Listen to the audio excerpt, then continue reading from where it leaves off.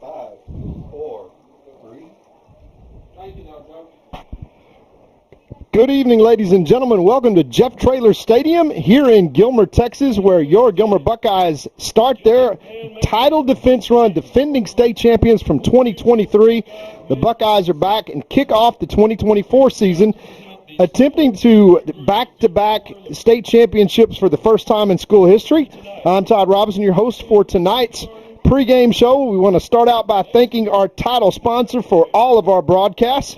That would be Godarzi and Young. They do so much for Gilmer school districts and are also our title sponsor. Of course, the voice of the Buckeyes, Mr. Jeff Rash, that joins us. Jeff, it's hard to believe, but it seems like just a few days ago we were celebrating it at Jerry's World at AT&T. The Buckeyes coming off of a hard-fought victory against Belleville, and added another skin to the wall. Coach Metzel finally, Coach Metzel gets it done after 2 out of 3 years. He's such a loser. I know. The guy's he's been to the state championship 75% of the years he's coached.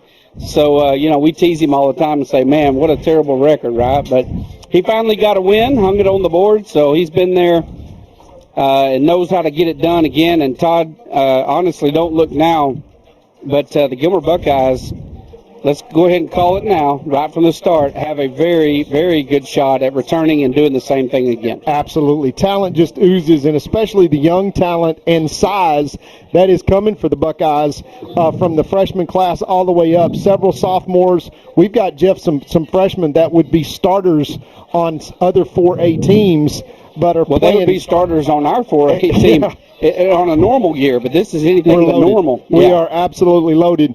And we'll talk about that as the night progresses and, of course, as the season progresses. But the main thing is we've got Mr. Brady McCowan. McCowan at quarterback in Gilmer at Jeff Traylor Stadium just seems appropriate. That just sounded good. Yeah, I'm telling you, anytime that you've got a McCowan that can be your trigger man. And, of course, all he does, Jeff, is step alongside the defending all-state quarterback Caden Tennyson, who led the Buckeyes to a state championship last year. Of course, Caden has already got multiple offers at the next level, but not at the quarterback position, at the defensive back position, where it's probably his strongest suit.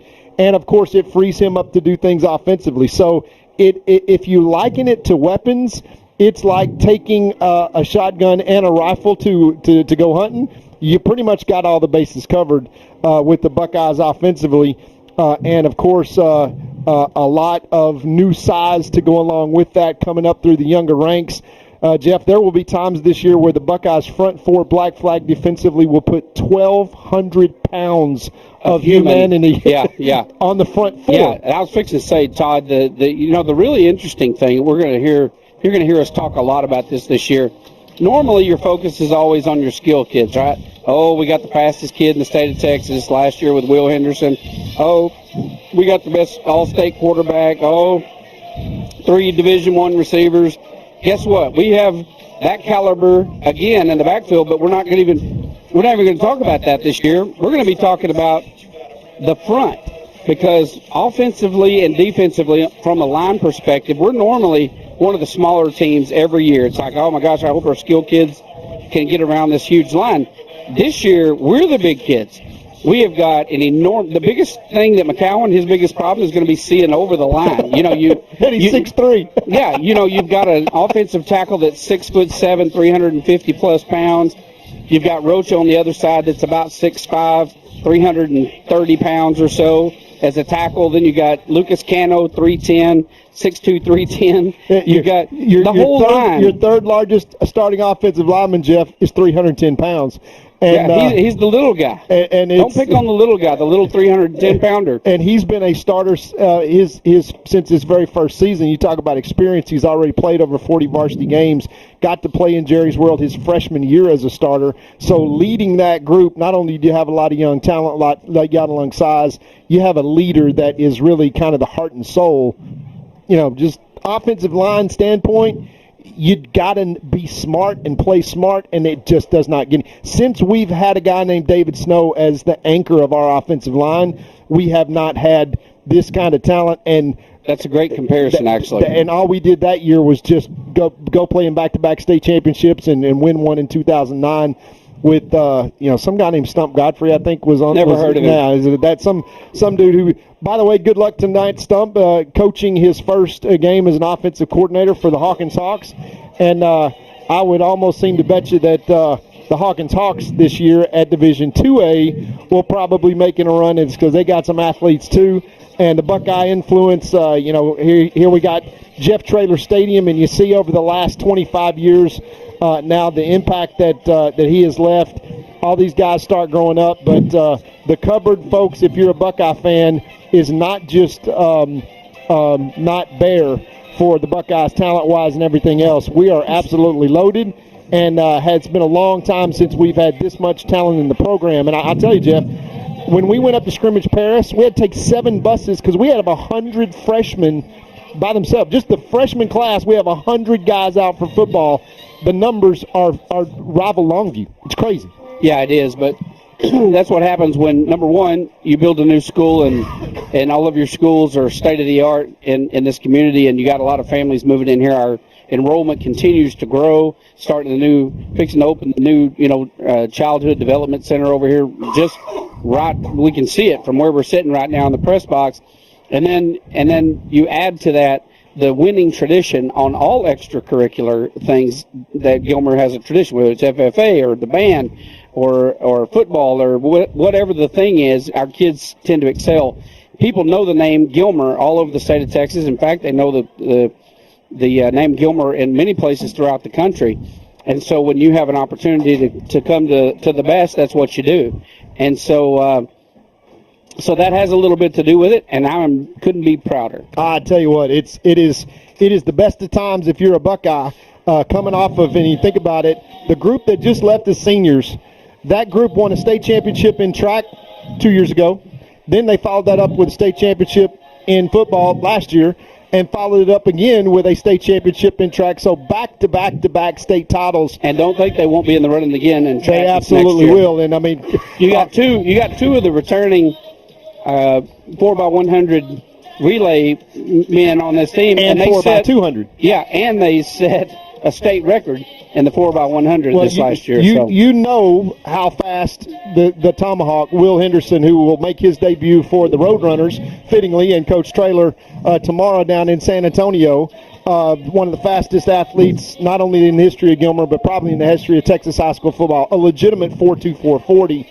That's unheard of. There's not three guys in the NFL that fast, and trust me, Will Henderson was that fast. And you say, oh, well, how are you going to replace him? Well, as you said, Jeff, a guy named Trillian Butler, who is a heck of a football player on the defensive side, all he went and did was run a 4.36 40 at his first camp this summer, and he's the starting tailback for the Buckeyes. So let's just say the rich keep getting richer. Yeah, it really does. And legit 10-600. He's a 10-5, 10-600. So you're talking about some major speed in the backfield. We still have it. You got some big-time blockers there on the offensive line. And, of course, let's talk about our receiving squad for just a minute. Unbelievable. We've got everybody back basically but to Eric. Last year we had one of the best receiving corps I've ever seen here. You'd have to go all the way back to, 2004, maybe 2009, those era, to go back to, I think, as good a receiving corps as we had this last year. And this year you've got a whole bunch of these guys coming back. So you've got a really solid receiving corps, and our secondary isn't too shabby as well. No, and a lot of those guys have experience. And you start to see, Jeff, the self-fulfilling prophecy that is Buckeye football. When you get 5, 6, 7 extra weeks of practice every single year, boy, it gets a lot easier to come back and reload the next year and the next year. And, people always ask, what's the secret of Buckeye football? Well, we play and practice until December every year. We have had 20-plus straight years. I think this would be the 20th year that the Buckeyes are practicing on Thanksgiving Day. That is just unheard of in terms of consistency in reaching that level of the playoffs. And the important thing is that all those young kids get all those extra weeks of practice. We're accustomed at 3 out of the last 4 years, Jeff, we played 15 games. I mean, you think about that's an extra half season every single year. Well, not only that, Todd, not only are they more games, it's the quality of the games that they play. Exactly. Because those last 5 games every year are in the playoffs, and you're playing the best teams in Texas. So, you talked about Lucas Cano and what a leader he is, captain of the football team, et cetera. But, you think about what he's been exposed to and what he's able to share with these younger up-and-coming linemen. It makes a big difference because he's played in several big games. And so it does make a difference. We have a wealth of talent, a wealth of size, a wealth of speed, and best of all, we have a wealth of experience. Yeah, and you add that with what I would contend is probably, if not the best coaching staff in the state of Texas, oh yeah, certainly the best group of men to lead these young men in the state of Texas. And, now that Coach Metzel has gotten his first skin on the wall, don't think for a second that doesn't improve the entire quality of the product that you see on the field because of everything else that's happening down there in that field house to make young men good and godly young men. Hey, that's the coolest thing about all this is that when you are growing the next generation and you just look out, and I was recognizing it with our announcing staff tonight, how many of our coaches were Gilmer Buckeyes? Over half our coaching staff are products of this same legacy, which happens to be the theme of this year's program. The Buckeyes have a theme every year. This year it's legacy. So they are recognizing the fact that, the roots are deep and they're strong, and, boy, they're reaping some fruit. And we expect the fruit baskets to be full at the end of this year, and maybe more than ever. Of course, when you tell a fan that's just a fan, how the Buckeyes going to be this year, you answer that question as much as I do in church and at the Dairy Queen and at La Finca and everywhere else. I had people calling me all day today. I mean, and you just have to say, I hate to say this, but we might be better. It's ridiculous to say, but you hate to say that. You really hate to say it because you don't want to oversell and anything can happen. We played last year, the teams that we played last year, I was talking to somebody today about it. Todd Wynn called me, and we were talking. I was like, last year, every single game was a battle. We had 5 games out of the 16 we played that I would say, okay, no problem. We knew we'd come out with a W. And one of them was in the playoffs, game 5. The rest of them were in district play. But every game before that, because Alan Metzel put together the hardest possible schedule he could, playing 4A Division I schools, even a 5A school last year. That's what makes you good. That's what prepares you for district, and that's what prepares you for playoffs, and we needed that preseason schedule to get ready for the incredible competition that we faced every single playoff game except one. Yeah, and it mattered to the madness, as you say. There was, we scheduled essentially the SEC West for our first 5 preseason games. And number one, nobody wants to play the Buckeyes, but number two, at the end of the day, when you are punching above your weight class each and every week in the preseason, you really cut the season up into 3 parts. You got the preseason, you got your district schedule, which you cannot control; it's given to you, and then of course the playoffs, which you kind of know who's waiting out there. It's the Pleasant Grove Hawks as a district foe. We're going to see them twice. It's just that simple. We're going to see them in the preseason, or we're going to see them in district, and then we're going to see them in the playoffs. And then you can pretty much mark it on the calendar now, just like that thrilling game that we had last year against the Carthage Bulldogs. Well, guess what? Carthage is still Carthage. Gilmer's still Gilmer. Pleasant Grove is still Pleasant Grove. Let the games begin. That's just that's Beast Texas football. Yeah, there is no question. And PG's going to bring it. This year they've got another Jackson that's playing over there, getting all kinds of press and making a big to-do out of that, just the sheer size and ability of that kid. And then you look at Carthage, you got Surratt, his kid there as the quarterback, and don't think they're not hungry for blood after what the Gilmer Buckeyes hung on them last year in the playoff game, knocking them out. And after their run for the 10th, their opportunity for the 10th state championship ring. And so they're going to be out for blood this year with the Gilmer Buckeyes. That game right there, if we make it and we end up facing Carthage, round 3 or 4, however it works out, that is going to be, one of the most widely watched high school football games. It'll be the biggest one of this year in the state, but it may set some records, period, because it is going to have a lot of people with eyes on these 2 incredible teams. Yeah, and I can tell you the programs speak for themselves. It's only appropriate. It's 2024 legacy. You look back on 25 seasons of the thing that Jeff Traylor started here in the year 2000. Now he had 3 state championships, and we named the stadium after him. And all Allen did was go to 3 out of 4 state championships and then win one of them. And now you return to 2024 season where you can legitimately expect to be almost better than you've ever been. I tell you what, it's the best of times. If you're a Buckeye fan, you have a lot to look forward to, and when you have the kind of talent and talent coming, it's a good thing. Yeah, it really is. And I tell you, we say this every year. This is, I think, our 23rd year of being in the press box watching these Buckeye games, and we always say this: the first game, it's like couldn't get here fast enough. This last month is like a kid waiting on Christmas. You can feel it in the air. It starts getting a little cooler, and sun goes down a little earlier, and you start seeing the bands and the football practice, and it just creates an energy, a buzz throughout these small towns all over the state of Texas. And the work of these coaches and their instructors and the kids, and you see that right now you got down there the cheerleaders all over the field, you got the majorettes on the field, you got the drill team on the field, and the band's playing. And you look at all that, the work that goes into that during the summer to get prepared for this first game. And it's a beautiful night here in Gilmer, Texas tonight, and the sun is set down behind the football stadium. We've got total shade on the field, and nice cool breeze outside. Temperature's not too bad. It's just right for football. And I don't know about you, Todd, but I'm as fired up for this season as anyone I've ever watched. No, I agree with you, Jeff. I think that's exactly right. And between now and Christmas time, we're going to see some new legends born.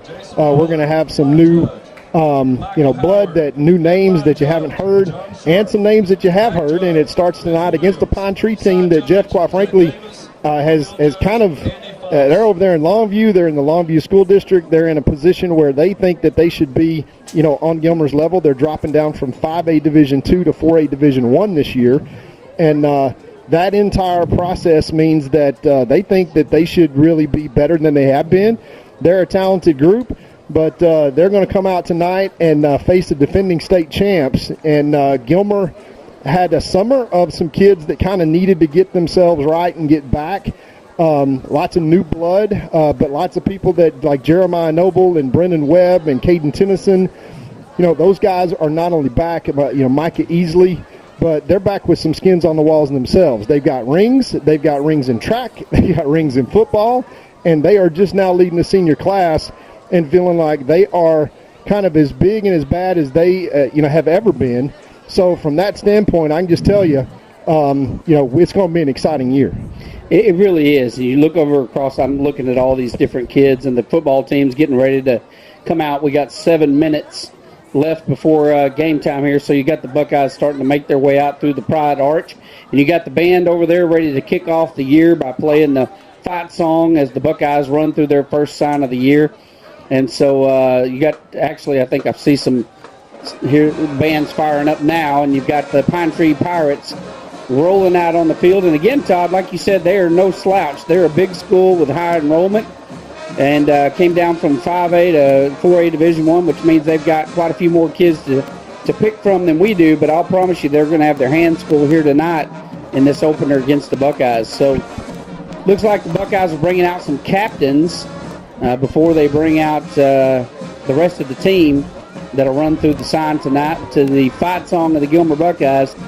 But we are fired up and ready to go. Pine Tree, not very far down the road. These schools have met several times in the past. Gilmer Buckeyes coming out on top. Todd, we talked about experience a little while ago.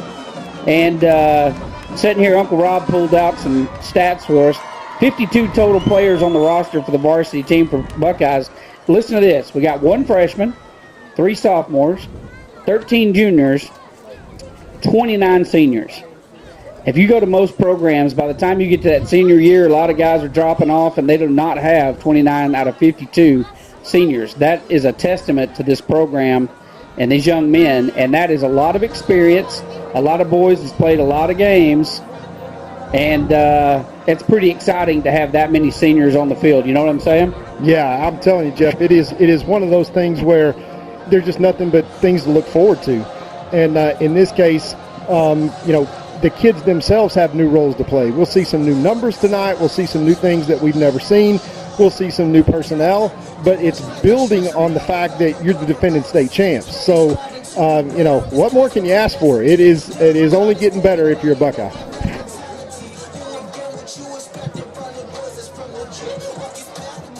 That's right, Todd. So the Buckeyes are lining up to a brand new song that you produced that I absolutely love. For those that haven't heard it yet, it's fantastic, and I wish we could use it to bring them all the way out. I know the song's a little longer than we'll have time for tonight with the guys coming through as the band's getting fired up. But I tell you what, you need to post that somewhere, by the way. Is there anywhere that people can hear this new song?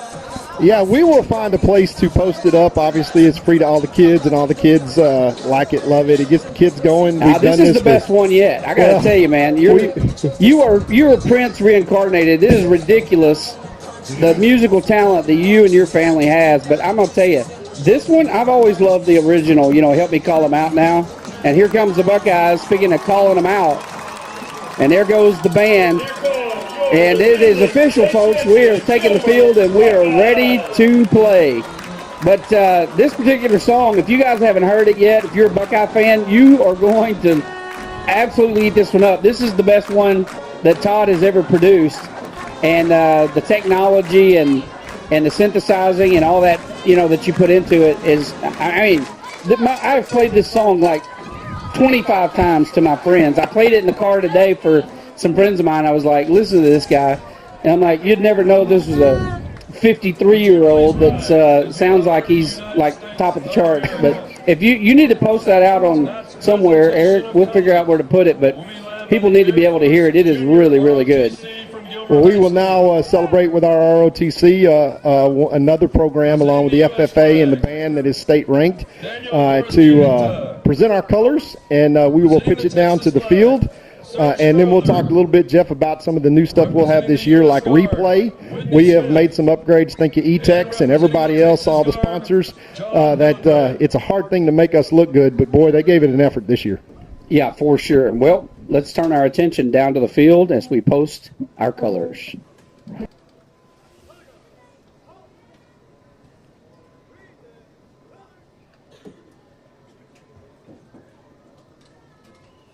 And now the Buckeye Band, under the direction of Mr. Eric Gray, with our national anthem.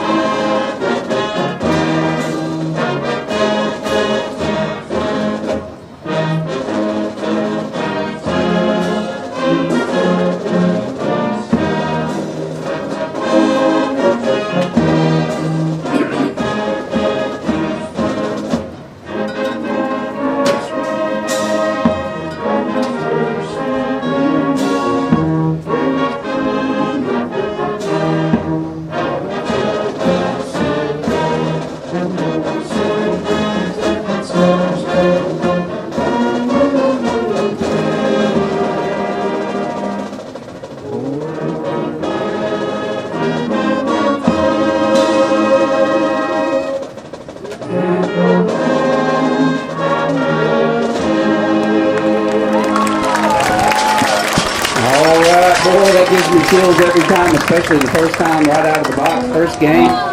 And that is a great tradition that I hope we never, ever have to fight again for. Amen to that. As the captains tonight that come out, all of these guys, seniors tonight, you got number 13, Jeremiah Noble, such a talented wide receiver, linebacker, safety. He'll be playing at the next level. You got the number 1 scorer in the nation in high school, our kicker Braden Pate, who is number 0 this year. Yeah, who saw that coming? Yeah, I tell you what, he's got ice water in his veins, and is also a heck of a linebacker and a heck of a baseball player as well. Number 7, Brendan Webb. Never heard of him. Yeah, Never heard of him. The returning defensive MVP, and then big number 75, Lucas Cano, who is the senior that has been a starter since he was a freshman. And so they will square off tonight against we watched a lot of film on Pine Tree. So Pine Tree has a really good running back, Jeff. They are not really deep. What I mean by that is they've got probably 8-9 guys that are at the level of the Buckeyes, but the Buckeyes kind of have 22 of those guys. So I'm not sure that this might not be a good game for the first quarter and a half, maybe even the first half. Obviously, the Buckeyes expect to play well, but a lot of new stuff to kind of work through for both teams. But on the other side of it, the Buckeyes will play fast, and it's just that old formula that the Buckeyes play with. If they can run 50, 55 plays offensively, they start to really wear on the defense. About 40 plays is the max usually of what a opposing defense at the high school level can really comfortably play against. So we will see here what the coin flip was about and who's going to kick. I think the Buckeyes are actually going to return and we're going to receive, which means that Pine Tree will have the ball to start the first half. But Jeff, the Buckeyes have an opportunity to take this possession, and we will probably see Mr. McCowan first series at quarterback is what I would expect. That's basically due to the fact that Caden Tennyson was pretty much hurt all summer long. Kind of nursed a hamstring injury that he had early. He's trying to add some weight for college, doing a lot of lifting. But back deep for the Buckeyes, number 3, Trillian Butler. We talked about him, the speedster. He will be kind of the star. Number 19, Mr. Zaid Taylor. Zaid is one of these up-and-coming guys that you will hear a whole lot about because he's just a sophomore, and he is also a heck of a talented quarterback himself. And then you got number 17 back, that's Solomon Jackson, also a junior, an underclassman, and then Brendan Webb. So we are going to kick things off here and get rolling. It's the Pine Tree Pirates come into Jeff Traylor Stadium tonight, and we open the 2024 season with the voice of the Buckeyes, Jeff Rash. Yeah, all right, here's the kickoff, and the season is open. It is going to be fielded just inside the end zone. Return down the right side. Big hit there by number 3. And, I mean, Butler put it on the kickoff man, laid him out, and the Buckeyes going to take over with pretty good field position. Ball's going to be down here somewhere around the 25, 26-yard line. Yeah, so 1st and 10 Buckeyes. We will see this new look offense, number 16. And we also see some new things on our screen, Jeff. We've got a scoreboard up. Thank you both to E-Tex, Charlie, and our great crew here led by Mr. Eric Conitz. We are just looking better and better every year. Yeah, we got some cool new toys this year that you guys are going to see, including instant replay. So Buckeyes in the shotgun. First play as a Buckeye. Here's McCowan. Handoff, left side. Webb dodges one would-be tackler. Picks up about 5 yards on the carry. 2nd and 5. Good, nice 5-yard pickup to start the series. And, of course, the Buckeyes will play fast. And I can tell you one thing that Brady McCowan has done, Jeff. He has literally lived in this field house. He memorized the playbook. He's a McCowan, which, what would you expect? But he has acted like it from the time he's gotten here. Handoff over the left tackle. Pine Tree does a good job of setting them up. Buckeyes are going to pick up maybe 1 on the carry. It's going to bring up 3rd and 4. Ball spotted on about the 33, 34-yard line. That was Butler on the carry. 33. Big 3rd down and 4 here early for the Buckeyes. 2 receivers left, 2 right, 1 back in the backfield. Motion. Here's the snap. Dropping back, McCowan. They set up a screen, and boy, Pine Tree does a good job of reading that. Nobody's fooled there as that pass is intended to number 13, the G-Man, Jeremiah Noble. You're going to hear that name quite a bit, and that is a good stance there for Pine Tree to start off the first series as they've got the Buckeyes now 4th and 4. And we will see one heck of a punter as 3 and out's not exactly what the Buckeyes had planned, but we're early in the season and lots of new faces and lots of new places. So not totally unexpected. I didn't come out and expect the Buckeyes to kind of be a well-oiled machine offensively, but it's week 1 for Pine Tree as well. All right, there's a good punt from Braden Pate, and then we'll be saying that phrase quite a bit this year.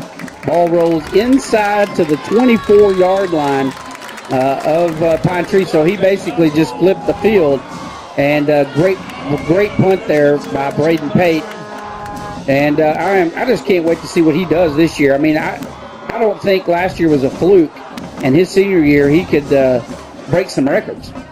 Yeah, no, if we are, Jeff, if we're inside the 50, we're in range. He has hit two practice field goals from over 60 yards, which is just stupid. Yeah, he is just incredibly gifted. So quarterback now for Pine Tree going under center. Got 2 backs in the backfield. They're set up in the old traditional I formation. Quarterback goes under center. Fumbles a little bit with the ball, and he is met and drugged down for a loss. The first man there, of course, you're going to hear this name a lot, Todd.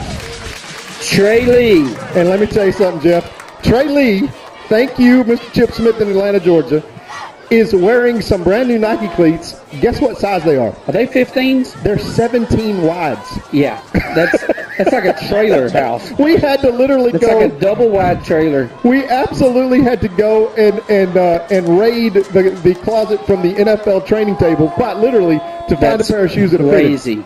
That's unbelievable. Of course, Trey, as a freshman last year, had the big play against Carthage that won the Buckeyes that game. Yeah, in the shotgun, drop back, looking to pass. And that pass is going to be thrown incomplete. Number 3, Trill Butler. Butler on the coverage. He playing the position that, Jeff, he will play after this year at high school, probably in a major Division I program. I would think so. Corner is his natural position. He was so good at tackling, we had to play him at linebacker last year because he's the best tackler on our team, especially in the open field. But corner, make no mistake, maybe the 2 best athletes on the team that you got is Trill Butler, who's your running back, and your returning All-State quarterback. Yeah. They're probably by the end of the year going to be your 2 starting corners. Caden Tennyson, yeah, absolutely. Where he'll probably play in college. It's amazing. All right, 1 back in the backfield, motion to the right side. Handoff up the middle. Got a little room to run. Cuts out to the right side. Heavy pursuit by the Buckeyes. But the running back does a really good job of really making something out of nothing as he gets to the outside.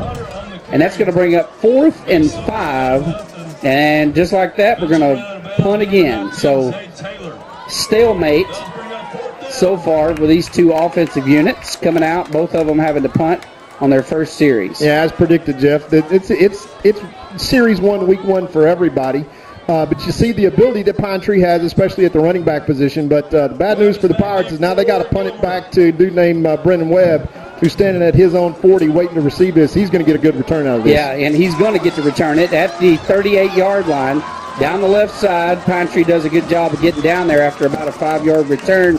That's going to set the Buckeyes up in outstanding field position. 1st and 10 from their own 46-yard line, and that's where you want to start. I want to give a shout-out, Todd, to Eric Tate, former Buckeye, graduated this last year, now playing with SFA. I understand that he scored a touchdown first down at first play. That was Rowan. That was Rowan Llewellyn. That was Rowan, another ex-Buckeye, and easy to confuse, as to Eric is also was SFA commit, and I think he's at Navarro, but preparing to come to the Division I level. To Eric has got one of those three skins on the walls as a track athlete, as a obviously star football player, and also then as a track athlete, 3 back-to-back state titles. As number 7, the really talented linebacker comes through and makes a stop, tackle for a loss from True Butler. Loss of 1 back to the Buckeye 45. It's going to be 2nd and 11 now.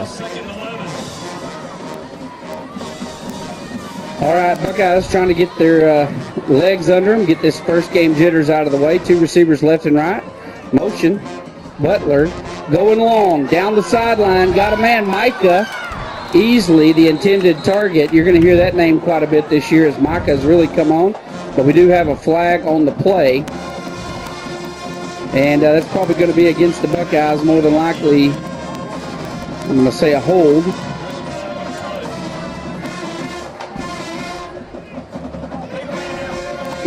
Is that illegal man downfield? Yeah, that's illegal man downfield against, I think, number 71, our offensive lineman who's getting a start tonight, Dorian Andrews, and getting a little spot start, but it gives us the down back, though, Jeff. We got 2nd and 16, and you saw the ability there of Mr. McCowan and how he can throw the football.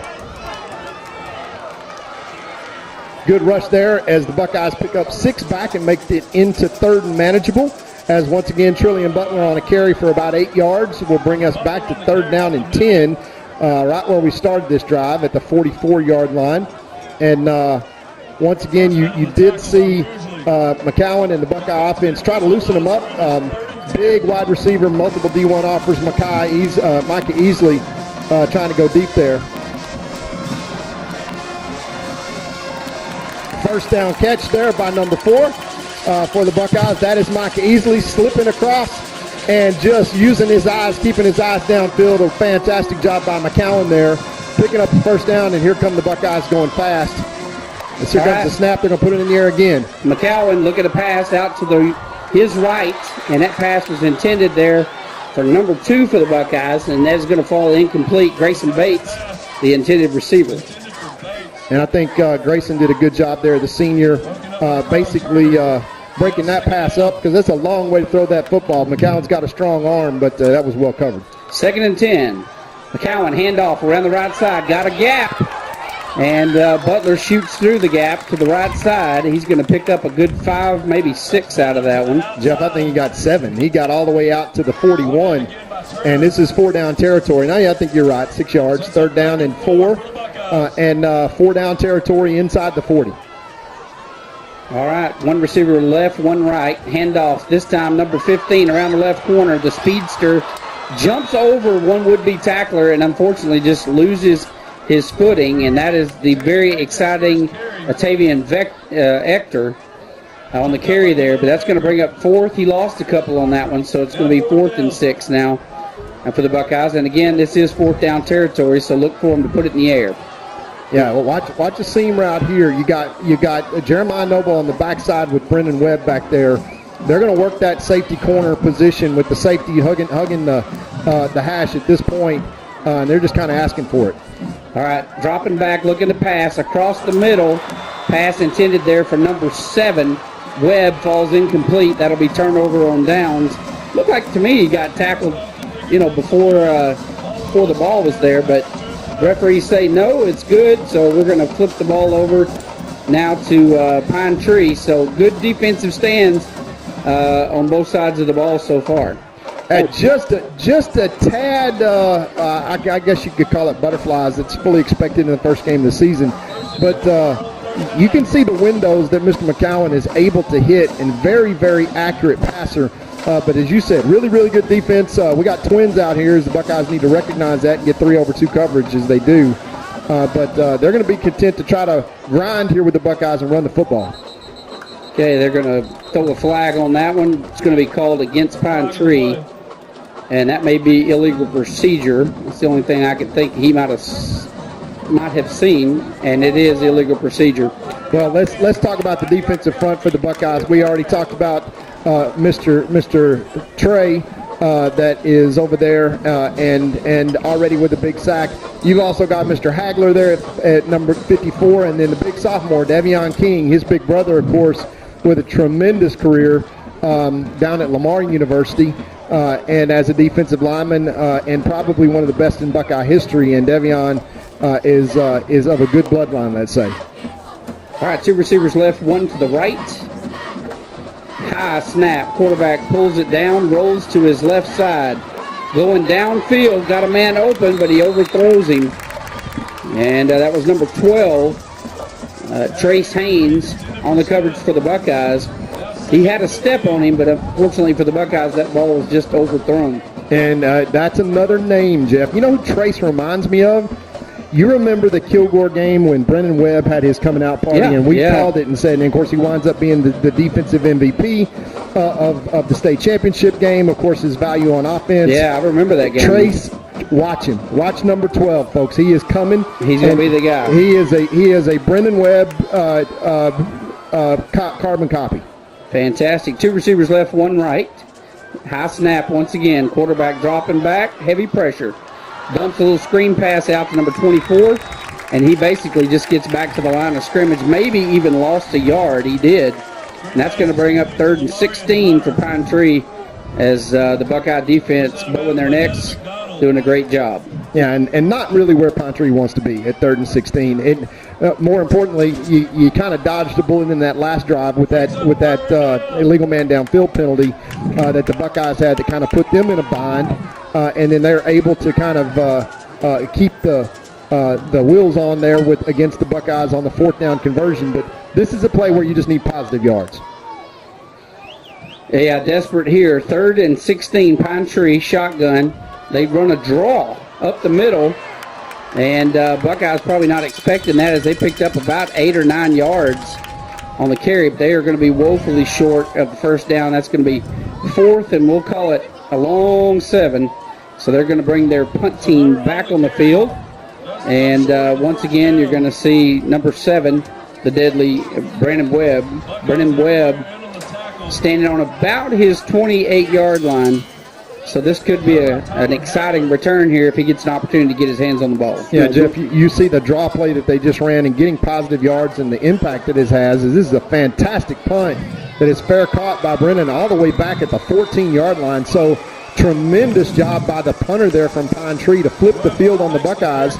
But now with 6:20 left to play, still in this first quarter, we're half a quarter in, Jeff. And what we've seen basically is just the tennis match, back and forth. We use that analogy a lot. And everybody holding serve so far. Let's see if the Buckeye offense can kind of get things rolling.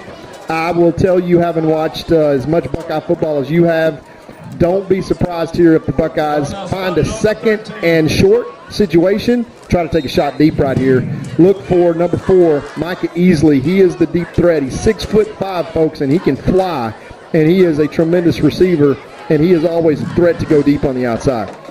Yeah, you're going to see him on a lot of fade routes in the end zone this year when we have short yardage. High snap, quarterback keeper up the middle.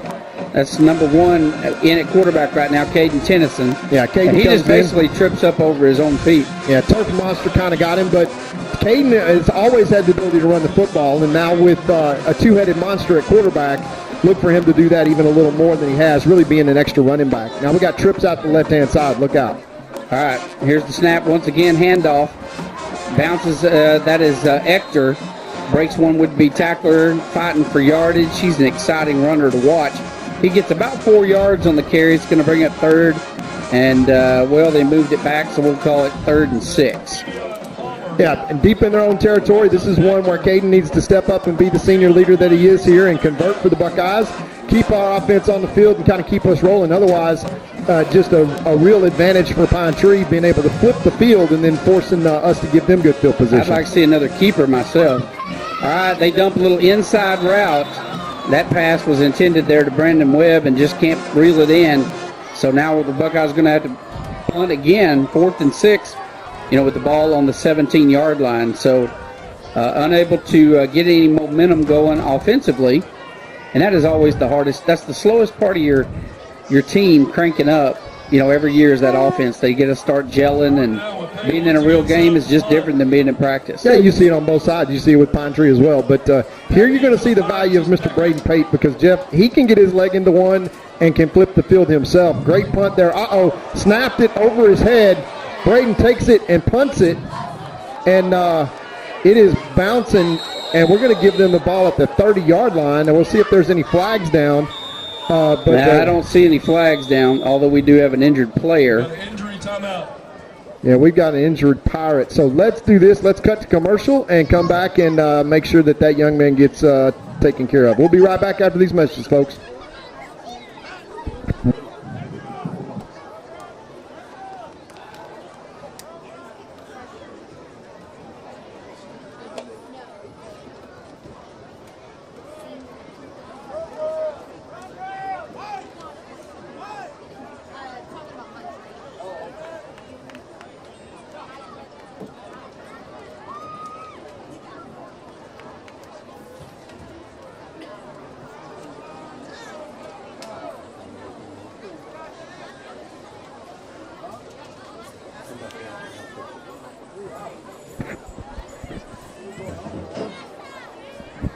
All right, we are back to the action here. We're having a little technical difficulty. We have our first game problems too, but we've got a brand new system up here that I think we're going to be able to bring a whole new perspective this year. Like we said, Todd, we've got replay capability now. So you got big plays or questionable plays. We're going to be able to pull a replay on that and watch those. And we've got some great sponsors this year.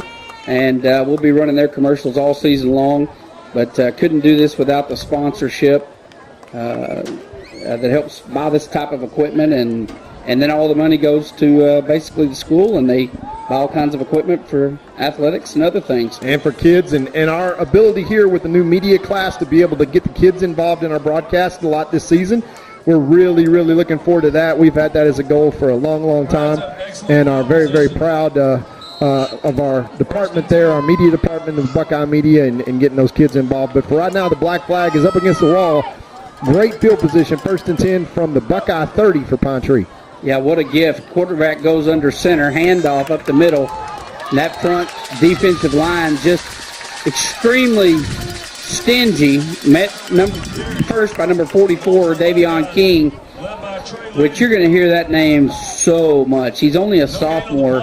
And he's just a giant human. And like you said last year, he'll put the nail in the coffin for Carthage as he forced Surratt to fumble the ball there toward the end of the game and put the win in for the Buckeyes. And he is playing over there in that tackle position, and he is just an absolute beast. 2nd and 10 for the Pine Tree Pirates. 2 receivers on the short side of the field. I formation, quarterbacks under center. Quick pitch to the right side, and he is met instantly. Fumble. Buckeyes have the football. I'm not sure about that, but I see a great defensive play there. Again, that was number 19 on the stop, Zayd Taylor, the sophomore. And sophomore. You see what I was talking about, Jeff? When he's calling all these names, Trey Lee, you're calling Davion King, you're calling Zayd. Those are sophomores, 3 sophomores playing in their first game as a sophomore, Jeff, and those guys all have 10 varsity games experience. And we only have 3 sophomores on this team. All 3 of them are on the field right now as starters. What does that tell you? There's more to come. I'll tell you that. There is a lot more to come. 2 receivers wide left, 1 wide right. Quarterback's in the shotgun with 1 back. Here's the snap, rolling under heavy pressure. And he is going to be drugged down for probably a loss of about a yard. And number 46, Jet Bates, the first one to get to him and force him out of the pocket. And gets his arms around him, and that brings up a 4th and 1. So Buckeyes did a great job after a bad snap on the punt, giving them perfect field position, on the Buckeyes' 30-yard line. They've now got them 4th and 11. Of course, this is 4th down territory. Yeah, so what do you do now, Jeff? I mean, I think you probably take your shot here. You got to put the ball in the air. Yeah. Well, they may run, they like to run that little draw. They've got their back in there, so don't be surprised if they try to suck you in with the pass and then do a little draw to that tailback they like. And that is the timeout there for Pine Tree. We'll take a timeout as well and take another rip here at commercials, Jeff. See if we can get this figured out with our new and glorious system here and see if we can get it rolling. Two-time Hall of Fame inductees, Brent Godarzi and Marty Young. Back-to-back #1 trucking firm in the nation. Back-to-back best attorney and best law firm in East Texas. For nearly 150 years, Crowley Funeral Home has offered the highest quality in funeral services to the families of Upshur County for a fair and reasonable price.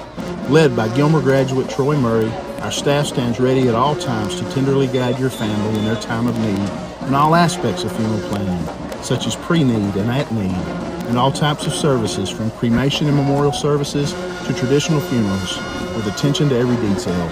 At Crowley Funeral Home, we've been treating families as our own since 1883. All right, we're back to the action. It is 4th and 11. Pine Tree going for it. 2 receivers left, 1 right. Here's the snap. Going for the end zone.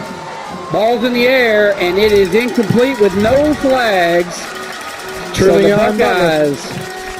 Buckeyes are going to take over on downs. 1st and 10 from their own 31. Great coverage there by Butler. Yeah, it's just speed, and he does not find the football. He turns his head, but he shows his speed and his makeup capability there. It's a well-thrown ball. He just gets his hands up, reads the receiver's eyes, and just at the last second knocks it away. The Buckeye black flag makes a big stop, and with 2:48 here remaining in the first quarter, we will have the Buckeyes take their 3rd possession of the game and see if they can't get some things rolling offensively. And number 16 is back in at quarterback, McCowan. Now, we got 75 yards of offense, Jeff, that the Buckeyes have a couple of first downs, but just kind of shot themselves in the foot deep in Pine Tree territory with that illegal man downfield in that next to last possession. See if they can get it rolling here. All right, heavy pressure, dumps it out, great shot, and look at this, off to the races, down the middle of the field, bounces to the right side, and he is going to be brought down across the 50, down to the 47-yard line. That is number 13, Jeremiah Noble. Yeah, the G-man showing his capability, and he is an athlete, and he makes probably every guy on the team in the secondary miss twice, coming all the way across the field on that screen pass and a big chunk of yardage. The Buckeyes now look for him to go fast because they got it rolling. All right, 1 receiver left, 1 right, and 1 back in the backfield. My wife let me know that they could hear the stadium noise over the commercial while ago. We'll get that fixed, folks. We're, again, first game of the year. Big pass going down the sideline. Man open. Good catch. Number 7, Brendan Webb. Now that's how it's supposed to look, Jeff. And you see the McCowan touch as he puts that ball in exactly the perfect spot, drops it in the bucket, as they say, and Brendan just hauls that one in, and the Buckeyes now knocking on the door of the red zone in 2 short plays this drive. They flip the field, and they are threatening 1st and 10 at the Pine Tree 14. All right, they're going with kind of a tie package. They get 2 receivers, 1 back in the backfield. Handoff, right side, big hole, bounces out to the right side, throws a stiff arm, and Butler will get his first touchdown of the season on a little scamper around the right side. Two differences between Trill and Will.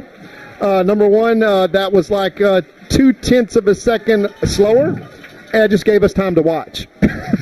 That's Trill. That is exactly the move that you saw Will Henderson make, bouncing that outside, using his quickness, and then once he gets to the outside, folks, it's over. You're not going to win many foot races with Trill Butler, and you're not going to win any with Will Henderson. And I think Kennesaw State may find that out tomorrow down in San Antonio. We'll be down there for that game. Looking forward to go down, support the Roadrunners and all the ex-Gilmer Buckeyes who are on that staff. All right, we've got a blown extra point attempt here. I think we had a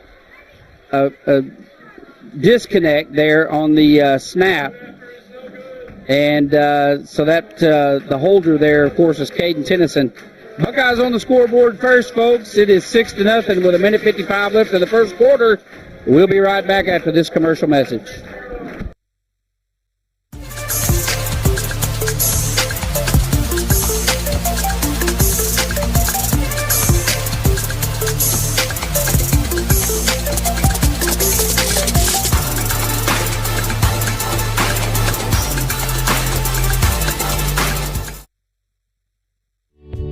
Gilmer National Bank is your hometown community bank, serving people in East Texas for over a century. We are your neighbors, friends, and partners in making this a great place to live. Our employees make us a special place to do business. We are there for you when you need us. Come by and see us and find out what makes people say, "That's my bank." Gilmer National Bank, an equal opportunity lender and member FDIC.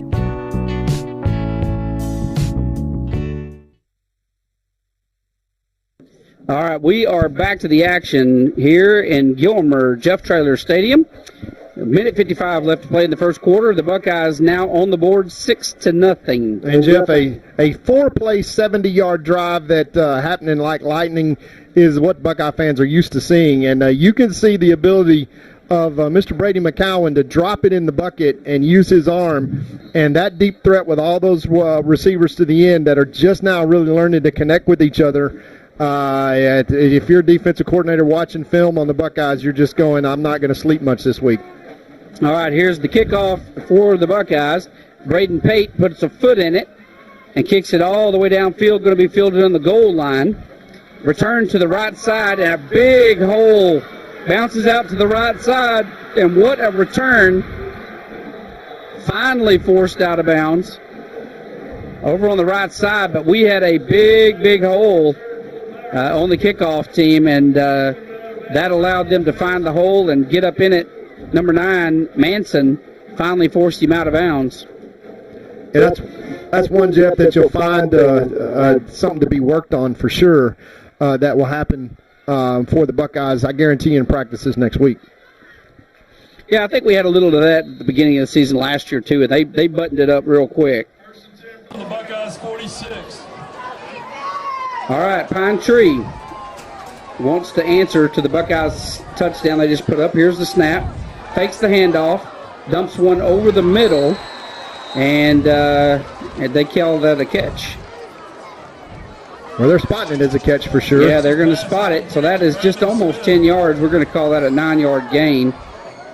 As I thought it might have hit the turf, but the referee says, no, that was clean. Now second one. So that is probably the biggest yardage gain by Pine Tree so far in the game tonight. Yeah, it was, Jeff. So one wide out to the left, one to the right, one back in the backfield.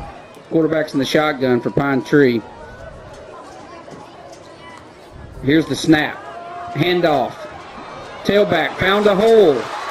And he gets flipped in the air, does a literal somersault there. Yeah, that's Jeremiah Noble in on that tackle. And that was a nobody touched him before G had to tackle him one-on-one. As I think they went on a soft count there because it seemed like Devion King just kind of relaxed a little bit right as the snap of the ball happened. And the offensive line was able to get into that Buckeye defensive line when they were kind of caught off guard. All right, here's Pine Tree, shotgun. Quarterback keeper on the left side, and he runs into a large mass of humanity as he gains about maybe 2 yards on the carry. 2nd and 8 for Pine Tree. They're just inside to the 24-yard line. And great field position here for 2nd and 8. Yeah, if there's an opportunity to answer right here, this would be the opportunity. But the first quarter is going to expire here with 5 seconds left. So, Jeff, the Buckeyes are going to take a 6-0 lead into the second quarter. We'll flip the field, recognize some sponsors, and come right back after these messages. At Farmers Insurance, we've seen almost everything, so we know how to cover almost anything, even a rock and wreck.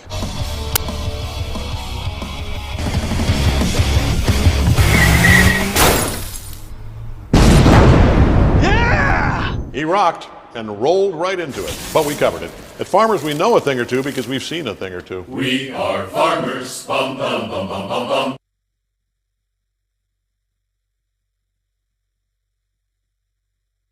At First National Bank, together we're better. We're a regional bank, big enough for all of East Texas, that cares and is invested in the people and communities we serve.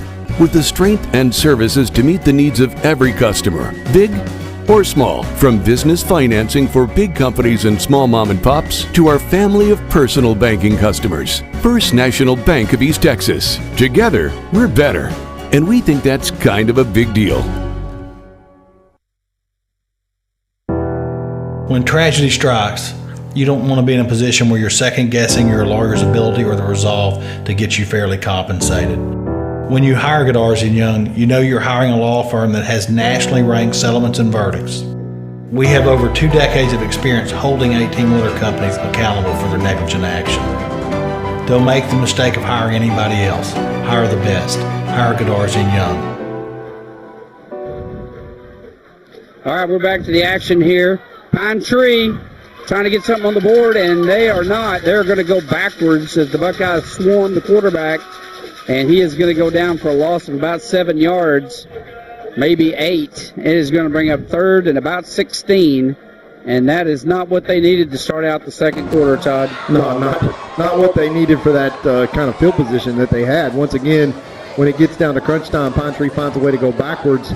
And we will talk about this too, Jeff, is that this is the best opportunity that Pine Tree has just right now, because they're not a very deep team. You got a lot of guys playing both ways, and as this game progresses, first game of the season in this heat, this is about as huge of a task that they're going to have physically. So fatigue is on the side of the Buckeyes tonight. Rolling to the right side, Pine Tree's going to air one out, going for the end zone, got a man open, and he drops it. I'm looking for flags.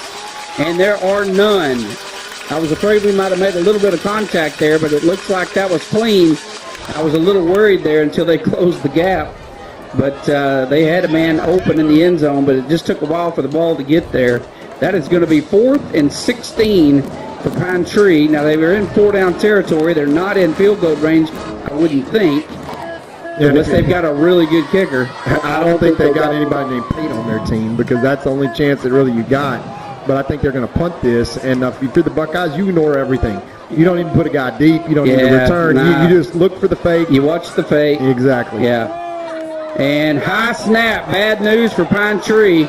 And he picks it up and does get off a punt. And it's going to turn out to be really, really good for them. That might have been nearly intentional. Yeah. That was all the way down to the 6-yard line. What a great job. Charlie Cano just stuck his head in the booth here. We want to thank E-Tex and specifically Charlie Cano for helping us with this new setup that we're having. Jeff. Besides everything that Charlie and E-Tex do for our broadcast and do for the community and, quite frankly, for a wider market area, I just want to commend Charlie for giving us number 75 for the last 4 years. That's not a bad deal. That was his contribution that he's made. That was the best contribution he's made to Gilmer, period. Even though he's a great, community leader, that is his best contribution. We're going to thank Shelley for that one. Yeah, she had something to do with it. Yeah, very little, trust me. And his mother is, a state champion track, person. So, there's where the genetics came from. Don't give Charlie that kind of credit. Well, not only that, but she personally coached Lucas in the shot and the disc, and is probably responsible for both of those gold medals that Lucas got. He finished third and got us the points that we needed in his sophomore year to get us the state championship with his contribution and medal in the disc. He came out of nowhere, peaked at the right time. Then last year he was down to the last throw. He was going to win the gold and wound up getting the silver medal in the discus. And lo and behold, that was Charlie's genetics, the silver. Well, I'll tell you what, we will take it because it got us the state championship ring. And Lucas, like I say, this group right now of seniors, Jeff, no group of seniors in Buckeye history, we're talking about 125 years, have left a legacy, which is our motto this year. That's that they true. have. That's 100% state championship true. in track, state championship in football, back-to-back state championships in track, and they are just now starting on their quest for a back-to-back in 2 sports. Never been done. And don't forget, this group, like Lucas has been to the state championship game 3 times. So think about that. These seniors have been to the state champ. They've been to Jerry World's 3 times and won 1. That's a pretty phenomenal statistic. Well, here comes number 75 in the Buckeyes, deep in their own territory, and I think they look out there and say, boy, look at all those statistics out there in that green grass. Let's get after it, boys. All right, Buckeyes lining up 1st and 10 from their own 6-yard line. McCowan across the middle, got a man open, and he finds him, and that is a big 20-yard gain there by the Buckeyes. Pass complete to That's number 17. That's Jackson. And that, you remember, Jeff, a guy named Kenneth Beal, and Coach Beal's son, Cat, that's his nephew, and he is left-handed and moves just like him. If that tells you anything, we are excited to have that. But that was a laser beam there by McCowan that he sent, that he delivers to Solomon on a rope on that. That's a 16-yard in route. That is a D1 throw, folks. All right, we got a timeout on the field, so we're going to take a timeout. Be right back.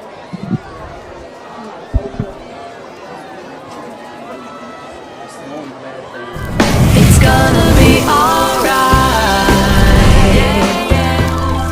How can you tell? I feel it in my heart. It's gonna be okay. Juicy's Burgers, serving you for over 40 years. To another day. It's gonna be alright. Jeff, and for the folks out there that just saw that Juicy's commercial that just made my stomach growl. Yeah, literally, it's torture. I just want to pass out. It's torture. I included that. You talk about the song. I included that this year in the lyrics. That. Yeah, I saw that. Meet me down at Juicy's and we'll show you where our lunch is. That is the line that, and you can think about where I was sitting when I wrote that line. Yeah, I'm sure. Well, they're our halftime sponsor this year, and we appreciate everything that they've done since their addition to our community. Not only are they delivering fantastic burgers, but they are a great partner and supporter of our community, and we want to thank all the guys at Juicy's, and looking forward to the Buckeye Band and the Juicy's halftime show. Handoff by the Buckeyes. Hole was clogged, so we bounced out to the left and tried to cut back inside. That is Mr. number 14, Jeff, the grandson of one Billy Sims. Yeah. And Alec is a talented running back, had a little injury bug last year in his sophomore year, but he was impressive in the first 3 games. And we are glad that he is back in our backfield. All right, here's the snap. Draw play. Nope. Fake the draw. Dumps it out to the right side. And it is going to be really close to the first down marker. I think they're going to give it to him and say he did. And I can't even tell who was the receiver on that. That's Jeremiah. 13 came down with it, but I got to tell you that boy, Brady just got rid of that and just knew where Jeremiah is. That just shows you the intelligence because he didn't see him. He just threw it to a spot out there, and Jeremiah is standing right there. First down, Buckeyes. That is a disastrous play that is avoided by the brain power of one Brady McCowan. All right, here's the snap. Handoff, right side. Lowers his head, and that big defense there by the Pine Tree Pirates are going to stop them with a gain of only about 1 yard. 2nd and 9 now for the Buckeyes. Well, this drive's already been a success, Jeff, because it started at our own 5-yard line, but you would love to see the Buckeyes go 95 here for their second touchdown of the night. All right, quick pass. Look out. To the right side, down the sideline, picks up the first down, cuts inside.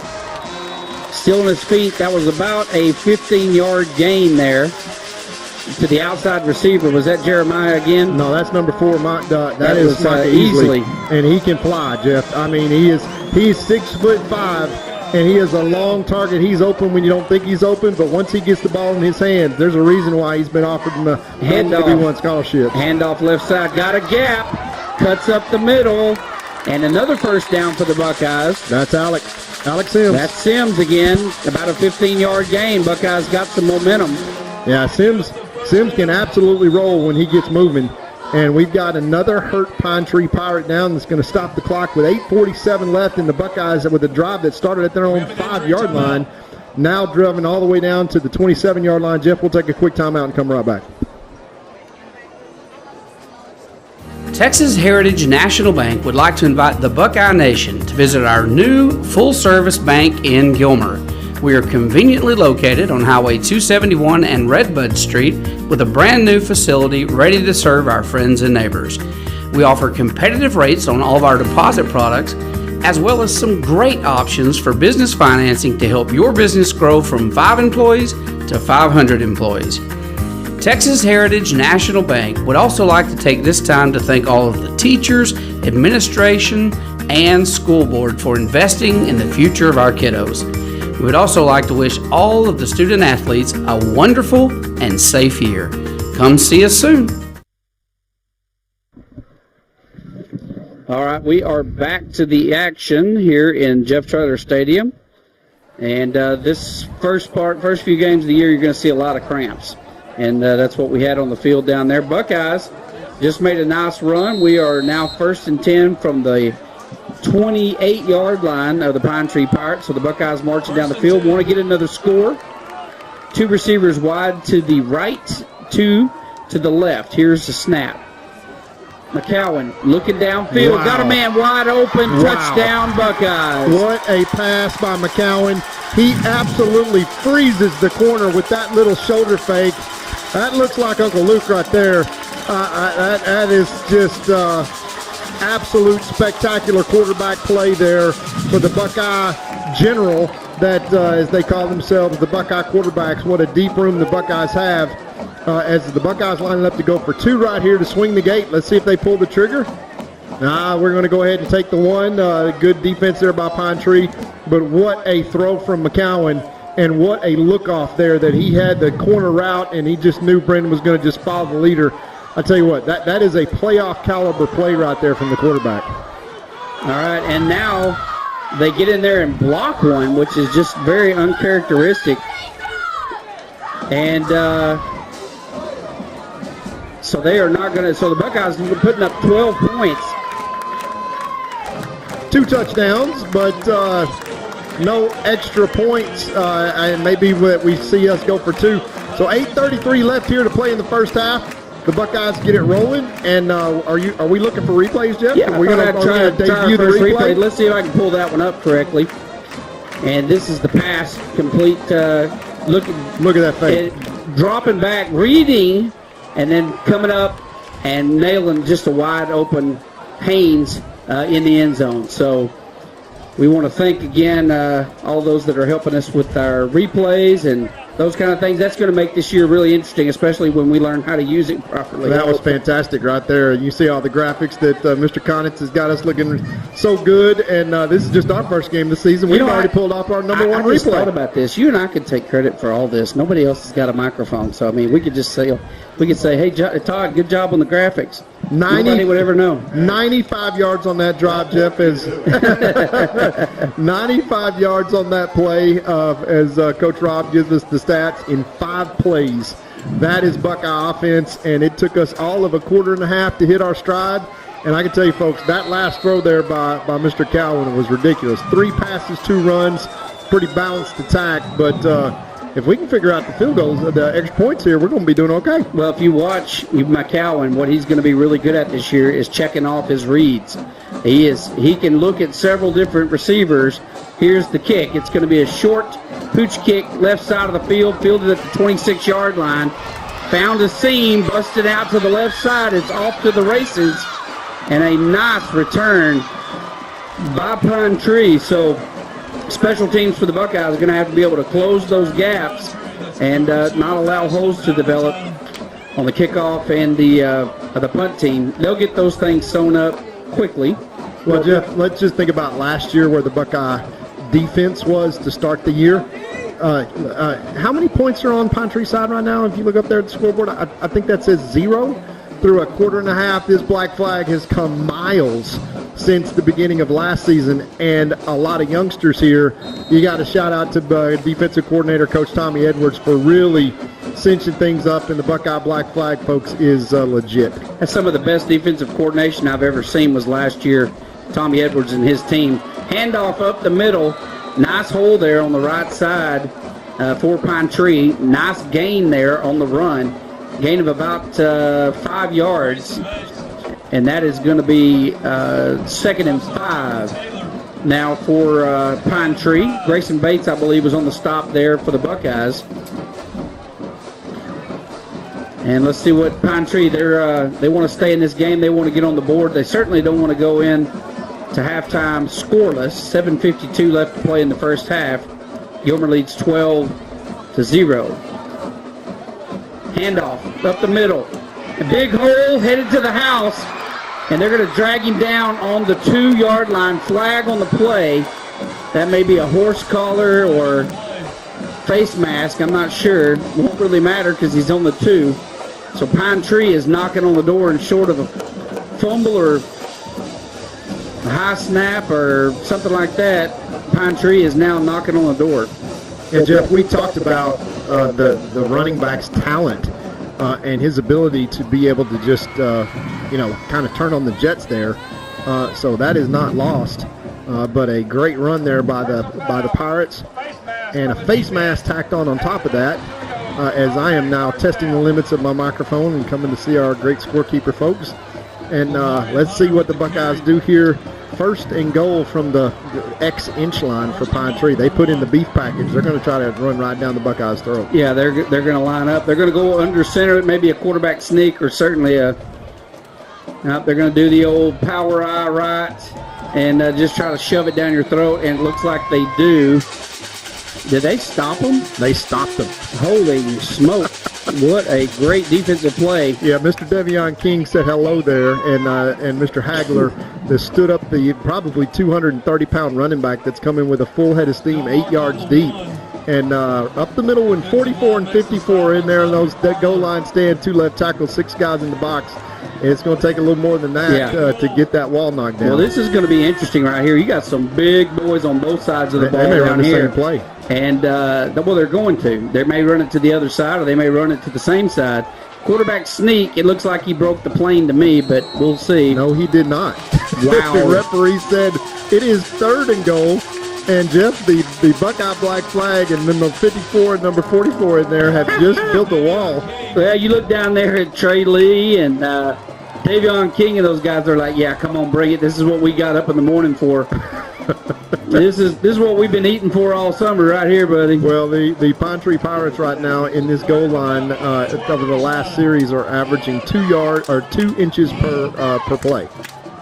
They are creeping up. I don't know if you can get any further towards the goal line and not score here, and this may be another quarterback sneak. All right, yeah, they are right there on it. It may be a quarterback sneak. Here we go. They're going to hand off, and this time he definitely broke the plane. And that is a Pine Tree touchdown, but 2 great stands there by the Buckeyes. And well, we made them earn it, that's for sure. Well, that is for sure. So Pine Tree will line up now for the extra point attempt. It's kind of ironic that we were talking about, we had the best kicking game, last year in the state and just about in the nation, as far as points go. And then Pine Tree's extra point is good. And then now we've missed 2 opportunities just based off, early game jitters. So it is now 7-12. Gilmer Buckeyes lead the Pine Tree Pirates. Hey, look at this score, Jeff. Kilgore 7-0 over the Carthage Bulldogs. Talk about a barn burner for your first game. Tyler Chapel Hill, that will play next week, the number 1 ranked team in the red zone for East Texas, is up over Jasper by 2 scores in the first half. And Longview Spring Hill starting it off right against Sabine 21-8. So we will keep track of that, but we don't have to listen to us say it, folks. You just look it down at your screen, and there's a running screen. Once again, that technology making us look really good. And thanks to E-Tex and Charlie and our Buckeye buddies there with Brent and Marty providing us with the resources to upgrade our technology. And, it's hard to make us look good, but they're doing a great job of it so far. All right, Pine Tree lining up. Getting ready for the kickoff. Buckeye return team. 5 plays, 38 yards there on that scoring drive as Coach Rob, the guru stat-wise, gives it to us.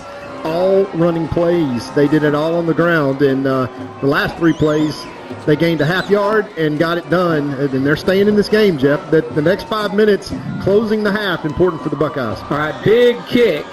And it is going to be fielded basically on the goal line.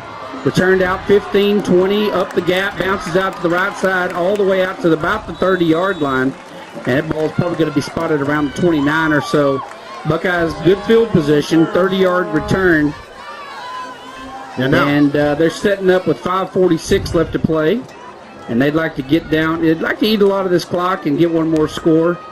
And Jeff, now let me just make a prophetic statement here early in the season. and see what my skills are like in terms of predicting the future. But watching the last 3 throws that Brady McCowan has had, this might not take us a minute for us and maybe just a couple of plays to go 70 yards. You think he's getting comfortable? I think he's getting comfortable. That is scary. If we turn him loose here, he's gotten on a little hot streak. That last pass was about as pretty as it gets. 3 receivers to the left side, 1 to the right. McCowan forced to run for his life, and he just throws it away. And it takes a strong arm to be on your heels and throw it 50 yards to the sideline safely. So that just gives you kind of an idea of the caliber that young man is. Let's just say, Jeff, that by next week at this time, we won't be seeing that kind of pressure over the right side that we're seeing tonight. In practice, McCown's not used to that with a great defensive line going up a great offensive line every day in practice. But that was going to be one of those long developing routes from McCown turning it loose. All right, quick pass, dumps it out to the right side. Got a first down, plus about 7 yards to boot. As number 7 Webb is tackled from behind. Now, Jeff, when you can just pull up and throw a screen pass out there and get 17 yards at any time, that's such a luxury. I used to hate that pass. I really did, and we pulled it off tonight 3 times extremely well. That just shows you how fast that McCowan can get out there. We're going to take a quick commercial break, but as they take a timeout on the field, we'll be right back. La Finca Mexican restaurant is my favorite restaurant in the world. An East Texas favorite for over 37 years. Everyone with any taste agrees La Finca has the best Mexican food in Texas. But I want to share some of my personal favorites with you that maybe you haven't tried yet. Dina and I both love the ribeye steaks at La Finca. Ribeye steak and a baked potato, you can't go wrong. And if you happen to be a hamburger connoisseur, La Finca has one of the biggest and best hamburgers in town. Absolutely fantastic. And finally, never, and I mean never, leave La Finca without having a slice of Olga's homemade carrot cake or tres leche cake. Trust me, it'll change your life forever. La Finca, supporting the Gilmer Buckeyes for over 37 years. All right, we are back to the action here. McCowan is 7 of 8 attempts, 111 yards and 1 touchdown. And that's just in his last 8 passes, Jeff. And like I say, when you watch him as in his previous 2 seasons at Jacksonville High School, you can tell the accuracy and see the McCowan in him is how I put it. Just a long list of genetic perfection from a quarterback standpoint. Well, for people that don't know what you're talking about, he had 2 uncles that played in the NFL, and his dad was the A&M quarterback. Yeah, it's a pretty good pedigree. And, oh, by the way, all his dads were coached by a guy named Jeff Traylor. All right, here's the snap. Handoff. Fumbled the handoff a little bit, but able to retain it. And that was number 3, Butler. And they had a little fumble there on the handoff, but he was able to hang on to it and still pick up 5 yards. 2nd and 5 for the Buckeyes. Cross midfield out to the 48 of Pine Tree. Good job blocking up front there. Trill ran a long way before anybody touched him. 2nd and 4, crossing over midfield into Pine Tree Pirate territory. All right, handoff around the left side. Big hit there by number 17, knocking Butler to the ground, but not until after he gets to the first down marker. That's a first down for the Buckeyes. The Buckeyes are rolling now, Jeff. Offensively, they have hit their stride, and it is right on time. All right, big pass, overthrown. Pass intended there for number 4, Micah Easley, and that's going to fall incomplete. Bring up 2nd and 10. Well, you got to be feeling it with that big throw from Hash across. That's about a 45-yard throw, and Brady just reared back on that one. It's kind of hard to overthrow Micah Easley. He's 6'5" and about a 30-inch vertical. He'd get up there about 11 feet, and he had no chance on that one. That one sailed a little bit on Brady. First bad pass that he's thrown really all night. Okay, 2 receivers wide to the right, 1 to the left, 1 back in the backfield, 1 in the slot. Man in motion. Handoff up the middle. And Pine Tree does a good job of getting to the ball, not fooled by all that trickery. Going to be a 3-yard gain, 3rd and 7 from the 40 for the Buckeyes. And great field position. Right, worth mentioning, this is 4-down territory. Buckeyes 4:28 left to play here in this first half, second quarter. 12-7 they lead, but they would like to pad this lead and get it on up to about 20-7 going into halftime. Two receivers to the right. Well, they got looks like we got an offsides penalty. And this is a free play right here. And, he was stuck to Jeremiah like glue. But that looked like they drew him off sides. Either we moved or they came across the line. Yeah, they came across. That is going to be once again a brain pick up there by McCowan in the offensive line. Good discipline in the PRIDE. That D plays a large role. And discipline is what the Buckeye offensive line showed there. Held their water and got them drawn across. Brings up 3rd down now and 2 in 4-down territory. Now look for your deep shot, Jeff, because on 4th down you're probably going for it here. The Buckeyes want to pick it up, but they want to get some momentum. Yeah, I'd say handoff here and try to get that 1st down. A handoff to Butler. He's in trouble, breaking free. Look at this. Look at this. Number 15, Ector, should have been down, and he just refused to go down. That is a Deuce McAllister run right there by the little man Ector, who shows that he's a little big man as he ran around and threw 4 different tackles, spinning his way out. Yeah, they had hands all over him.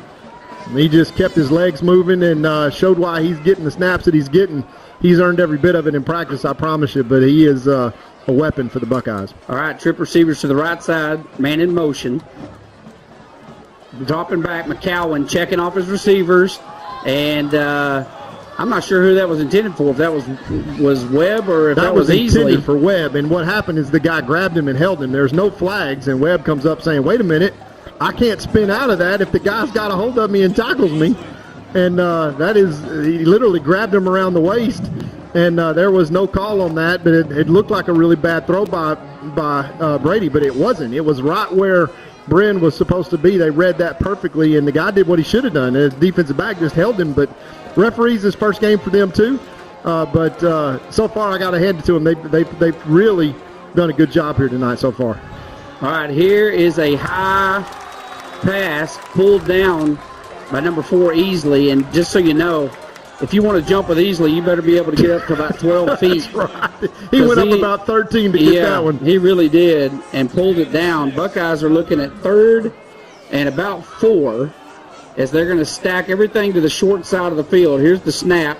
Quick pass to Brandon Webb, and they're all over him, dropping for a loss. And so now Buckeyes, just hating the loss of opportunity there. It's a 4th and 8, so it makes you wonder, are we going to go for it here? We're going to bring in Braden Pate and go for 3. With having a little bit of trouble with the snaps right now, I don't know that they'll do that. Normally, I think that would be the go-to play in this situation. Well, the Buckeyes offensive coordinator, Coach Lipsy, up here in the booth, saw something there. They tried to go fast, but they did it to the boundary side. In other words, the short side of the field that they threw that quick pitch out to, and it's easy to recover when you don't have as much ground to defend. But Buckeyes have a lot of confidence in the play that you're going to see right here. Here's the snap. They're coming hard, and we're going to the air, and it is overthrown. And I thought that was going to be catchable, honestly. I thought that was a touchdown. I think he didn't. I think he misjudged the ball. If he'd have kept going, he might have had that one. 2:08 left to play in the first half, and Gilmer unable to capitalize, getting some more points on the board. They're going to turn it over to Pine Tree. Now, huge play strategically, Jeff, because that drive that kind of sputtered out was looking very, very promising. McCowan comes out on a real hot streak, and then being able to turn the ball over for Pine Tree, they have enough time now to be able to go down and mount a score on their own and really go in with a lead here over halftime, where the Buckeyes have outgained them 2-1 in terms of first downs and offensive yards. All right, here's the snap from the shotgun. Fakes the handoff up the middle, and Trey Lee is all over it right from the start. And they're going to drop him for a loss of about 4 yards. And that is going to be 2nd and 14. Yeah, that's not the guy you want a single cover block in there, but there's not anybody to single cover block. You can't double team everybody. And Pine Tree doing the really smart thing right now, which is saying we're going to eat the rest of this clock. No matter what happens, they're going to be happy going in 5 points, and they're going to make sure that the Buckeyes don't have another chance to to add some more. They probably aren't going to throw it here either. I think you're going to see another run, and then maybe the last play of this series, maybe they try to put it in the air. All right, here's the snap, handoff this time around the left side, and Buckeyes all over it, and they take him down again at the line of scrimmage there. And Braden Pate in there quickly from his linebacker position. You know, he played linebacker last year along with scoring the most points of any kicker in the nation, and does a great job there at linebacker as well. It's 3rd and 17. And Gilmer takes a timeout, going to try to, they got 1:14 left. They're going to try to get that ball back with just a few seconds left. Yeah, and it just shows you early in the season, Jeff, when so many things can happen in the first half where you take a timeout. Buckeyes have all three here with under 2 minutes left to play in the first half.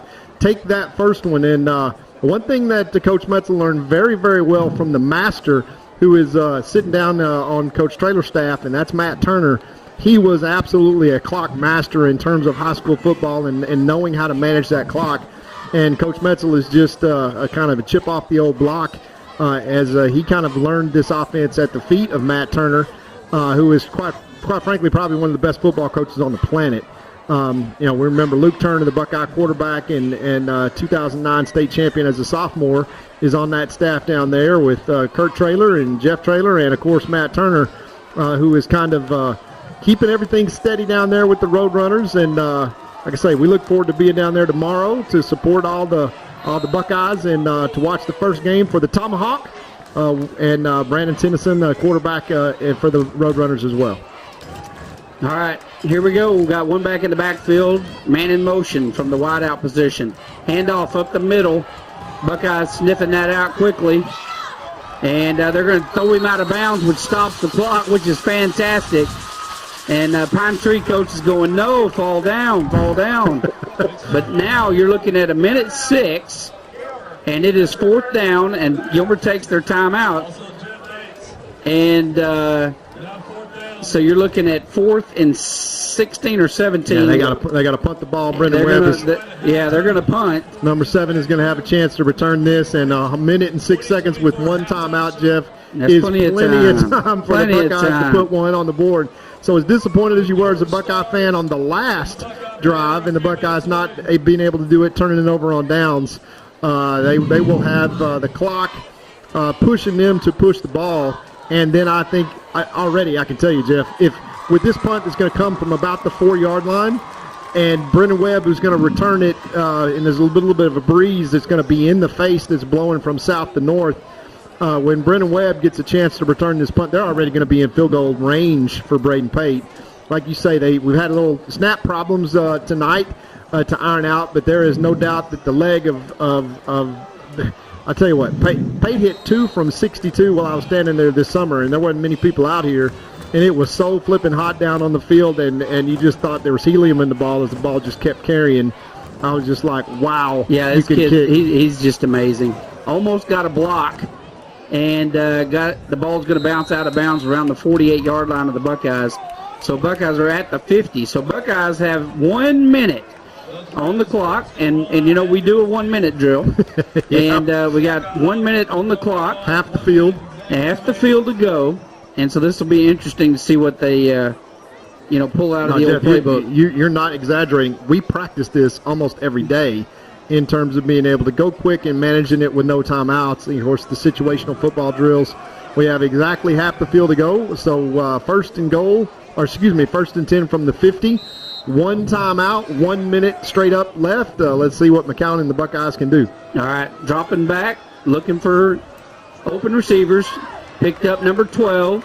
Haynes picks up the first down. Look at that spin move. I think that's Jeremiah Noble right there, number 13. Well, he's moving like Jeremiah. That's number 13. That's G.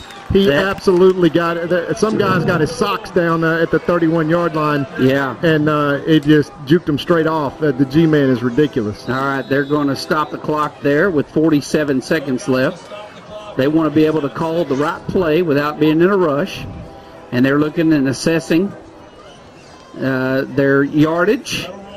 It's all about down distance time, right? That is exactly right. 2nd and 10, ball's on the 31-yard line. And they're coming, Jeff. They're coming with pressure. Here's the snap. Quick pass. Complete. To the outside, it's going to go nowhere. It's going to bring up 3rd and 10. We got to go fast. 37 seconds. They're hanging on to easily as long as they can to try to keep the clock moving. But 3rd down and 10 now. You don't have one to waste. So you got to go take your time on this. Down to 28 seconds left. All right, fakes the handoff. Heavy pressure. Rolls to his right. Forced to run. And that is going to keep the clock running. He gets about 8 yards on the carry. And Buckeyes going to probably take their final timeout right here. And Micah Easley is down on the play. Well, they're out of timeout. So we use all 3 timeouts already? We used 3. We used, remember, we used the 2 to stop the clock. Yeah. We went into this drive with only 1 timeout left, so we can't move the chains. Obviously got to go for it on 4th and 4, but with only 13 seconds left, we were forced to take that timeout. So here, you got to do 2 things, Jeff. You got to, with 13 seconds left, you either go to the end zone now, or you try to get something to move the chains, and you got to hustle the line of scrimmage and clock it, and then kick a field goal. So you decide right now: do I want to score a touchdown, or do I want to score get in field goal? Because you're already in field goal range. I don't know that 13 seconds is enough to be able to get back to the line of scrimmage and spike the ball. If you had 17, 18 seconds, maybe. 13 seconds by the time a play develops and they get it up and get the ball set and snap it, 13 seconds is going to be a little tight. Exactly. It's good to see Micah stand up. I think he just twisted his ankle, and there's Micah's ankle is basically from my foot to my knee. He's about 6'5", and he has got the longest legs of any Buckeye in recent memory. You have to go all the way back to number 9, Daniel Jenkins, for the 2009 state championship team to find a bigger receiver than Micah. But I think that is a blow to get it turned. And on 4th down, Coach Metzel not taking any chances. Braden Pate's coming on. We're going to try this field goal right here. Yeah. Well, they've had a couple of practices, so they'll get this snap perfect, and he will put 3 more on the board. That'll be Buckeyes 15, Pine Tree 7. So hopefully they'll get this snap right, and Buckeyes will be able to put 3 on the board. Braden Pate, deadly accurate last year in his junior year. He signals, "I'm ready." There's the snap. It's a good hold. The kick is up. Gonna be good. Just good.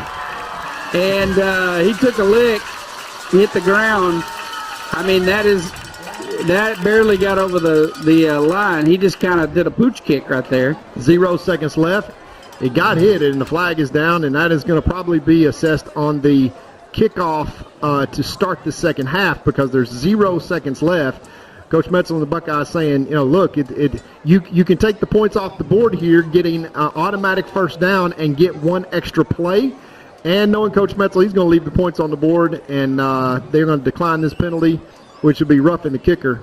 And we will take the points and the 15-7 lead. Personal foul.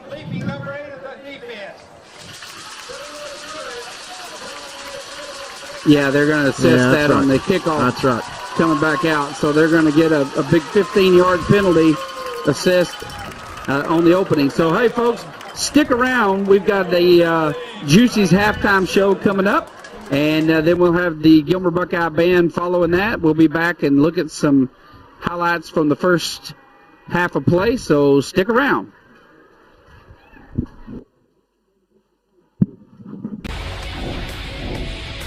Braden Pate, senior, middle linebacker, fullback. Caden Tennyson, class of 25, senior, corner, and quarterback. Grayson Bates, class of 25, inside linebacker, fullback. Choyan Butler, senior, running back, cornerback, outside linebacker. Micah Easley, class of 2025, wide receiver, DB. Alex Gann, senior, D-line. Adrian Jimerson, senior, corner, running back. Brendan Webb, class of 2025, receiver, safety. Taj Manson, senior, receiver, DB. Amari Morton, senior, DB. Kai Kennedy, class of 2025, the freaky is outside linebacker. Trace Haynes, junior, receiver and DB. Jeremiah Noble, senior, wide receiver, free safety. Alex Sims, running back, linebacker, number 14. Atavian Paramector, junior, running back, linebacker. Brady McCowan, class of 25, quarterback. Solomon Jackson, receiver and DB. Max Walker, senior, receiver, corner. Zay Taylor, class 27, outside linebacker, quarterback. Mason Denton, senior, fullback, inside linebacker. Drake Smith, class of 2026, receiver, DB. Josiah Merrill, senior, running back, outside linebacker. Jerry Dean, senior, middle linebacker. True Griffin, 11th grade, running back, corner. Devin McDonald, junior, middle linebacker. Gavin Ford, junior, corner receiver. Dylan Griffin, I'm a junior, and I play outside receiver and safety. Raylan Hawkins, junior, running back, and outside linebacker. Sidney Duhoy, running back, corner, senior. Marion Ingram, junior, outside linebacker and running back. Hudson Wynn, I'm a senior and I play D-line. Xavier Reed, I'm a senior and running back and inside linebacker. John Henry Gilo, inside linebacker, fullback, junior. Fly Lindsay, senior, fullback and outside linebacker. AJ Johnson, junior, inside linebacker, fullback. Zach Robinson, junior, running back, middle linebacker. Trey Lee, junior, D-line and tight end. Traylon Jones, class 2026, DN, fullback.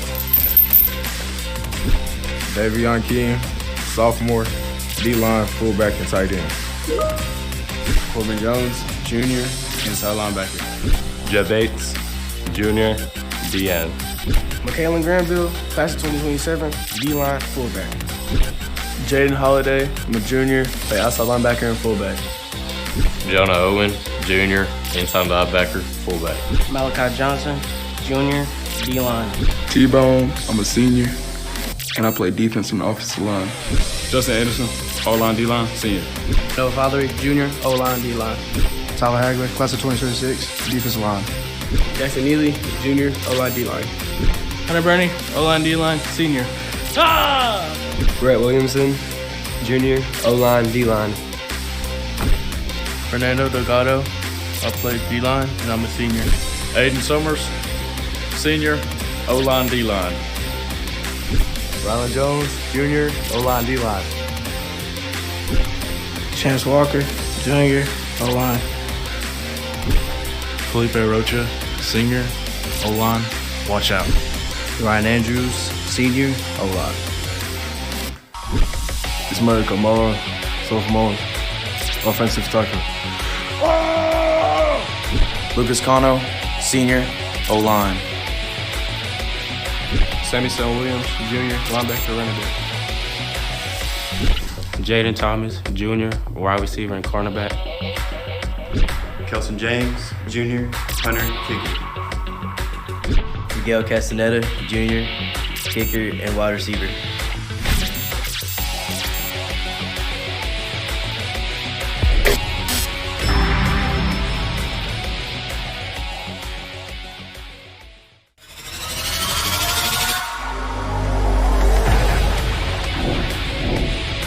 Braden Pate, senior, middle linebacker, fullback.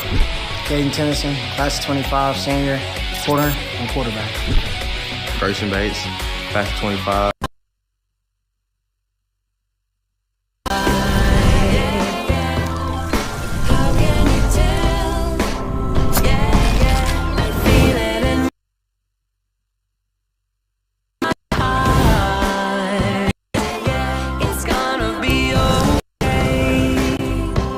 Juicy's Burgers. Serving you for over 40 years.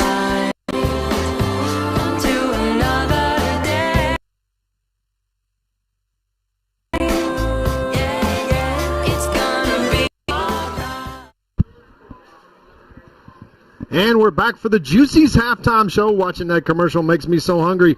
This is Todd Robinson, along with the voice of the Buckeyes, Jeff Rash, bringing you the first half where the Buckeyes lead 15-7 over the Pine Tree Pirates. Really, really good defensive showing here for the Buckeyes so far tonight in what really is a talented team from Pine Tree that has shown some explosive abilities on several occasions. But the Buckeye Black Flag just a little bit stingier than expected, and a far cry from where it was last year in the opening game. Offensively, the Buckeyes showing new quarterback and showing some of the all-state returning old quarterback as well as they slowly work Caden Tennyson out of his injury situation and back into an active role with the Buckeye offense, which is really nice to see. And some of the old hats, Brendan Webb and Jeremiah Noble, really toting the load for the Buckeyes offensively behind the arm of Brady McCowan, and really impressed with him in his first start for the Buckeyes. At one point, he was 7 of 8 for 111 yards and a touchdown, and kind of hit a little hot streak there, but still getting the feel for the offense and getting the feel for his new receivers. But for a first half, clean football from the Buckeyes, and expect to see a little bit of dominance probably in the second half based upon the depth that they do have and the advantage that they have over the Pine Tree Pirates, as the Pirates very good, dropping down from 5A to 4A, great enrollment, but probably half as deep as the Buckeyes. The Buckeyes outperforming Pine Tree probably 2-1 in terms of yards, and 2-1 in terms of the score, 15-7. And so we're going to go back and look at a couple of replays now on new technology that we've got. The first here is Big G with the big catch, and we will take a look at this and break down this analysis as we've got the great graphics and replay capability. And this is Jeremiah Noble, who catches this screen pass and comes all the way back across the field and manages to pick up a big first down, toting the load for the Buckeyes on a 38-yard gain on that reception. Big play in the first half. We'll go to our next segment here where we've got a big catch from Brendan Webb. Deep ball and just a nice placement there from Brady McCowan with a big 40-yard gain there by Brendan Webb. That is nice quarterback play, and Brady McCowan showing the touch that he's really got every single time that he touches the ball. Not just arm power, but the ability to put it in the only place where his receiver can catch it. Now we got the big touchdown, and this is a clinic right here from Brady McCowan, folks. Watch this little shoulder that freezes the cornerback right there, and everybody bites and allows Brendan Webb to just break open into the end zone. Touchdown. That is created by his eyes, and great quarterback play by the general, Brady McCowan, with that touchdown pass. Then we've got a two-score lead. In this case, that is us playing with the technology and giving you the wrong replay. And we will go now to our last replay of this half. And this was the highlight here by Ector. You watch him run over, around, and through multiple defenders from Pine Tree who all hit him hard, but he picks up a great first down and gives the Buckeyes the advantage. So that's our replay technology, folks. We'll give you some statistics here on the Juicy's halftime show. For the Buckeyes, 16 rushes for 77 yards and 1 touchdown. 12 of 21 passing for 171 yards and 1 touchdown. A couple of those were throwaways. 37 plays for 248 yards. That's an average of 6.7 yards per play. Where for Pine Tree, 17 rushes for only 70 yards and a touchdown. 2 of 6 passing for 8 yards. Just no passing game there comparatively to the Buckeyes. They ran 23 plays, which was 14 less than the Buckeyes. They only had 78 yards of offense to the Buckeyes, 248 yards of offense, 3.4 yards per play.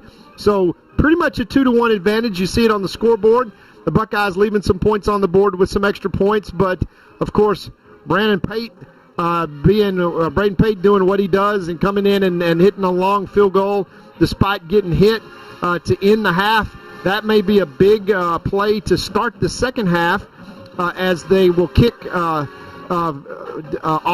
to the Pine Tree Pirates, but from over the 50-yard line with that 15-yard penalty being assessed. So the advantage for Pine Tree of getting the ball to start the second half kind of negated by that penalty of leaping over the line of scrimmage, which is a personal foul. And I want to thank Joe Dodd for our statistics there during our broadcast as he's next door. So we want to, once again, we want to thank Juicy's and our halftime sponsor this year. And you folks can get on Juicy's online. And we even, Juicy's so good, we even put it in the song. So we want to thank their sponsors and what they've provided to us, not only here for the kids, but the great food that they produce. And we are happy there in Gilmer, Texas. I'm 10 pounds heavier than I should be, but I'll live with it. So we'll be back to conclude our Juicy's halftime show right after this.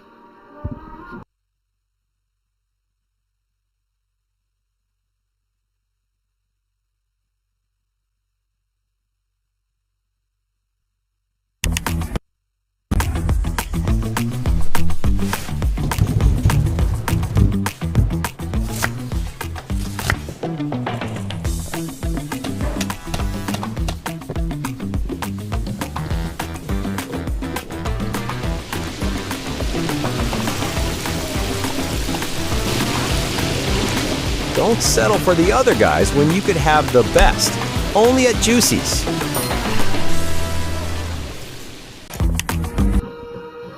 And we're back here to Jeff Traylor Stadium once again, where your Gilmer Buckeyes outperformed kind of 2-1 the Pine Tree Pirates. Pretty much what's expected.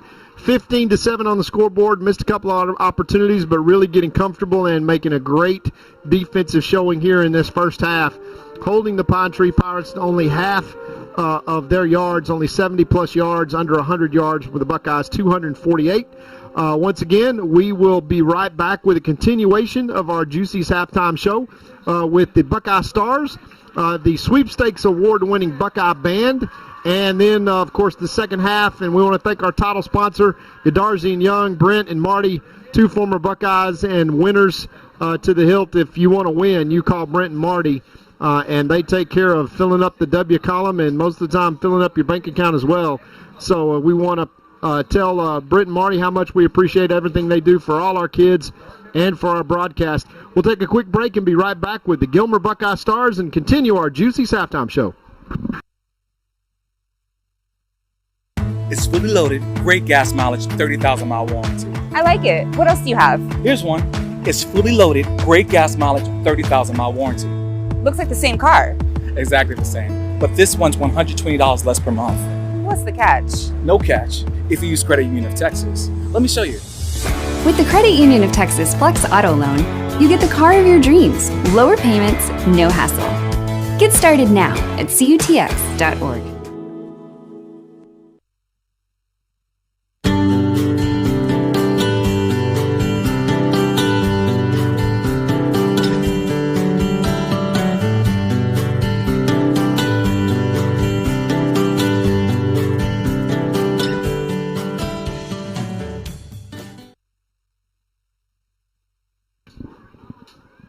And we're back to the Juicy's halftime show with the Gilmer Buckeye Stars. So we appreciate so much Juicy's being our halftime sponsor, bringing you this halftime show, and we will pitch it down to the field.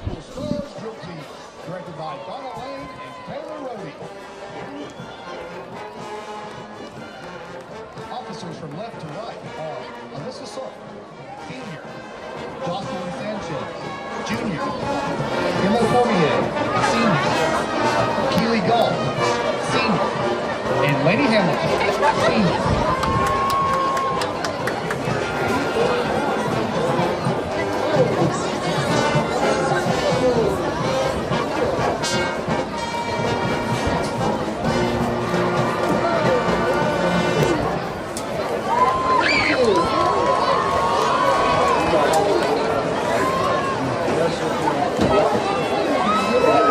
Star of the week is Lindsay Sanchez. The Stars perform a streamer jazz routine to Fireball.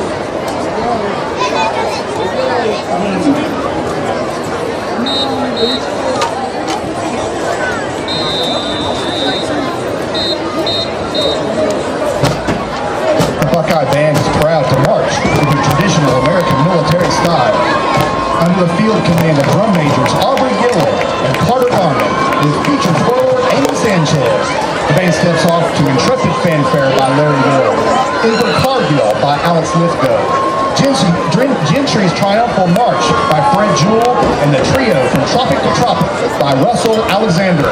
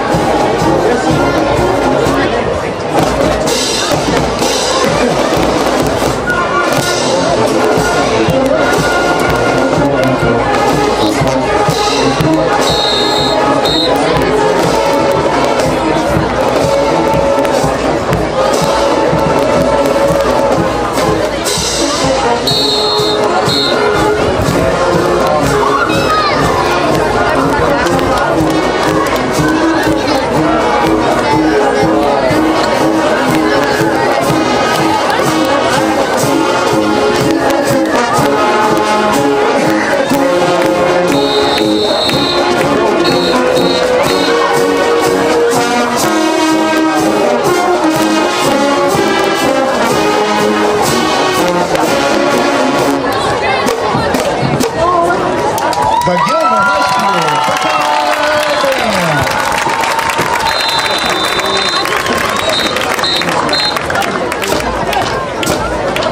The Gilmer ISD bands are directed by Eric Gray, Brendan Garner, Chris Witt, Sarah Thompson, and Kaylee Cochran.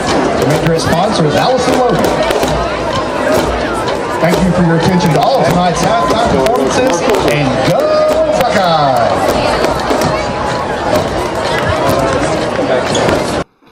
And we're back here to Jeff Traylor Stadium where your Gilmer Buckeyes lead 15-7 coming into the second half, and wrapping up the Juicy's halftime show.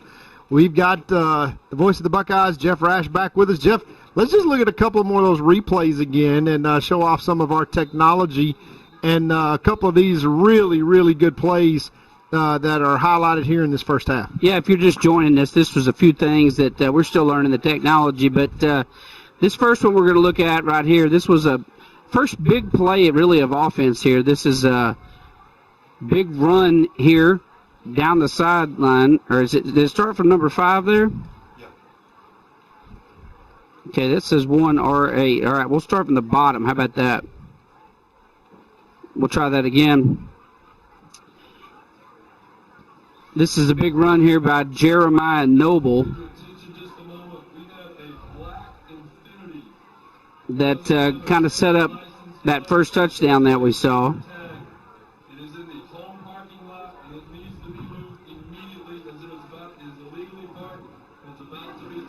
Here's the big pass here to number 7, Webb. This is, again, setting up that first touchdown. Just a great placement there by Brady McCowan in terms of putting that football where only Webb could catch it. And, of course, then we had the touchdowns and that followed it. So we are going to get the second half. We're going to have a penalty assessed as they had roughing the kicker, as Braden Pate was able to get off that field goal. Just barely got over the crossbar for 3 points for the Buckeyes, putting them up on top 15-7. And he was hit right as he kicked, and so we're going to get a 15-yard assessment on the kickoff. The Buckeyes will be kicking off to Pine Tree. And so that'll be handy. We'll be able to pin them back kind of deep, hopefully right from the start. So, yeah, look for one of these pooch kicks here from number 0, Braden Pate, and just putting it with enough air under it where there can't be any return. Also, Jeff, a good opportunity here to flip things with an onside kick. Let's don't sleep on Coach Metzel's ability to take advantage of this opportunity that got created there by jumping over the line of scrimmage. That is a personal foul penalty now that does not create anything new. And let's just call it what it is. It's an opportunity here, and with a 15-7 lead, you could have a huge momentum swing if the Buckeyes got possession and went straight down and scored and stretched this out to a 2-score lead. But I got to tell you, with the way the defense is playing tonight, Jeff, this is a talented Pine Tree offense. Defense just playing lights out.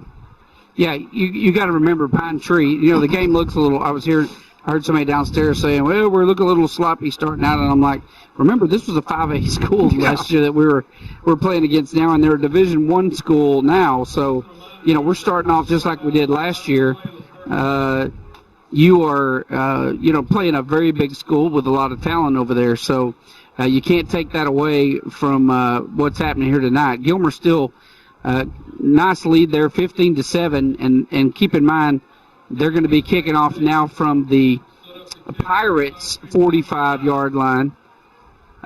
So that 15-yard penalty was assessed, and ironically, the guy that it was assessed against is now kicking off for the Buckeyes. So don't know if they'll do an onside kick here, if they'll be content to kick it deep and get downfield and try to pin them deep. We'll find out. It wouldn't surprise me at all to have an onside kick attempt here. Braden had several good ones last year. So here comes the start of the second half. Let's see what the Buckeyes are going to do. It is an onside kick, takes a bounce in the air, chips it back inside. Buckeyes catch it. Let's see what the ref says no. Brandon Webb jumps in the air, chips it back in bounds. Buckeye catches it, but I guess once it crosses the boundary line, that's it. Well, a fantastic kick there. That was a good kick. It bounced up exactly, and the Buckeyes actually had 3 shots to grab it, but were really intent on keeping those guys. And then the referee now is having a conversation with the field judge who couldn't really see, and he's basically saying that that Brendan Webb was out of bounds. And that is going to stand up and be 1st and 10 for Pine Tree at the 30. So it's legal in basketball. I don't know why you can't do it here. Now we've got a penalty flag that got thrown. I'm not exactly sure why the penalty flag got thrown. I guess that is because it must be illegal procedure because the ball got kicked out of bounds. That has to be why the field judge just threw his flag. He threw it with Coach Metzel standing right there. I thought, you can't have called Allen for a penalty. Yeah, that's a 5-yard penalty. That's the correct call. You got to hand it to this referee crew. They're on top of things early in the season, doing a great job, and with all the shortages of high school referees. I want to say something. I'm so proud of you right now. That is, you're demonstrating so much growth. I've never heard you compliment a referee ever in 23 years. Did you see that growth? I'm so proud of him right now. Handoff, fakes the handoff. Quarterback keeper, he's going to fall forward for a gain of about 3 yards. And we are just showing tremendous growth and fruit of the Spirit in here in the booth tonight. Coach Metzel's rubbing off on me. So self-control is the fruit of the Spirit. That's what my thing is going to be with you this year. Every time we go off on the refs, I'm going to say, fruit of the Spirit, fruit of the Spirit. Well, are onions and garlic fruits of the Spirit? No, they're not. They're not. Okay, well, I'll try to keep it sweet and not sour then. Yeah, and complaining is not a spiritual gift. It's not. All right, Pine Tree, tight set. Everybody's in tight, one back in the backfield. Here's the snap, fakes the handoff, pulls up, looking to dump one over the middle. There were 3 Buckeyes all around, and that play had absolutely no chance whatsoever. Yeah, number 44, Devion King, was bringing the heat with Trey, number 42 there. And I from our angle, because, Jeff, we were right on this angle, Trey wasn't offsides, but I think his left foot was. Yeah, it's a big number. Number 42 has number 17 feet. Zoom in on that defensive line down there. Look at the humanity, the size of 42 and 44. You cannot appreciate how huge these guys are. And then King on the other side. That is a massive humanity right there. All right, 2 receivers to the left, 1 to the right, 1 back in the backfield. Here's the snap. Dropping back, looking to pass, releases quickly. Nice catch. Nice pass, nice catch for a 1st down. And just a little bit too much of a cushion out there on the corner as the Buckeyes getting some depth in and on coverage. But that was an easy pitch and catch that gets them a 1st down. But you see number 5, one of their key players coming off the field with a leg cramp already. And we talked about it this second half. The depth of the Buckeyes are going to start showing up here late in the 3rd quarter and throughout the 4th. But Pine Tree right now avoiding an onside kick and picking up a 1st down. All right, from the shotgun, here's the snap. Fakes the handoff. Quarterback keeper, he's got nothing. He's going to lose about 4 on that one. They're going to give him a generous spot of a loss of 2 with his forward progress, and that's going to bring up 2nd and 12. Buckeye defensive line does a great job of getting penetration, getting across the line of scrimmage, and wrapping him up. Well, we got a little bit of a glare, so I'm going to exercise the fruit of the Spirit and say that that was a good spot by the referee. Look at you, man. Look at this growth. Wait, I'm tasting some blood right now. I'm welling up. I'm tasting tears.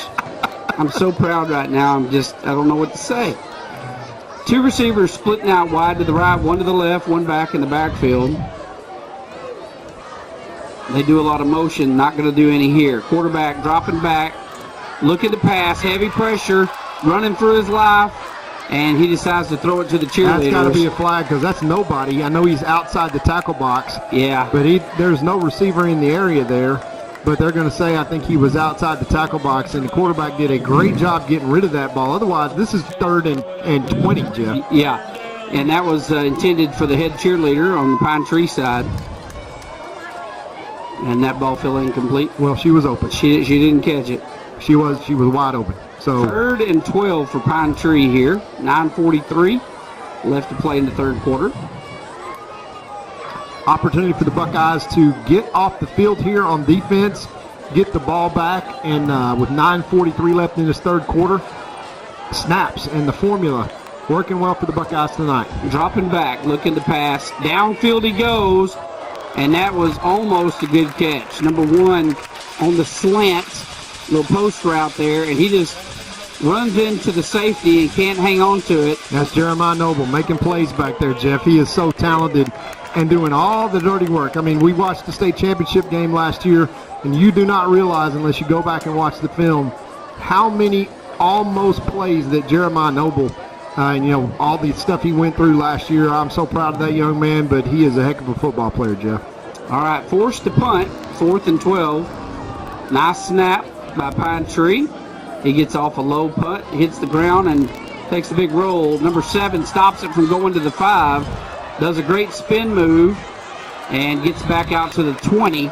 And he probably saved the Buckeyes a good 15 yards right there by picking up that ball as it was spinning. Yeah, he decided about the 20 when he was chasing that ball down that ball was going to die inside the 10.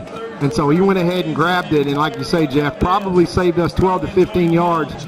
Just an absolute football IQ play, as we call them. Smart play there by Brendan Webb. 1st and 10 Buckeyes from their own 20, 80 yards away, but 9 minutes and 22 seconds left in this third quarter. And McCowan comes back out for his first series in the third quarter to see if he can pick up where he left off in an impressive first half as a debut for Brady McCowan. All right, Buckeyes kind of a tight set. Everybody kind of in close.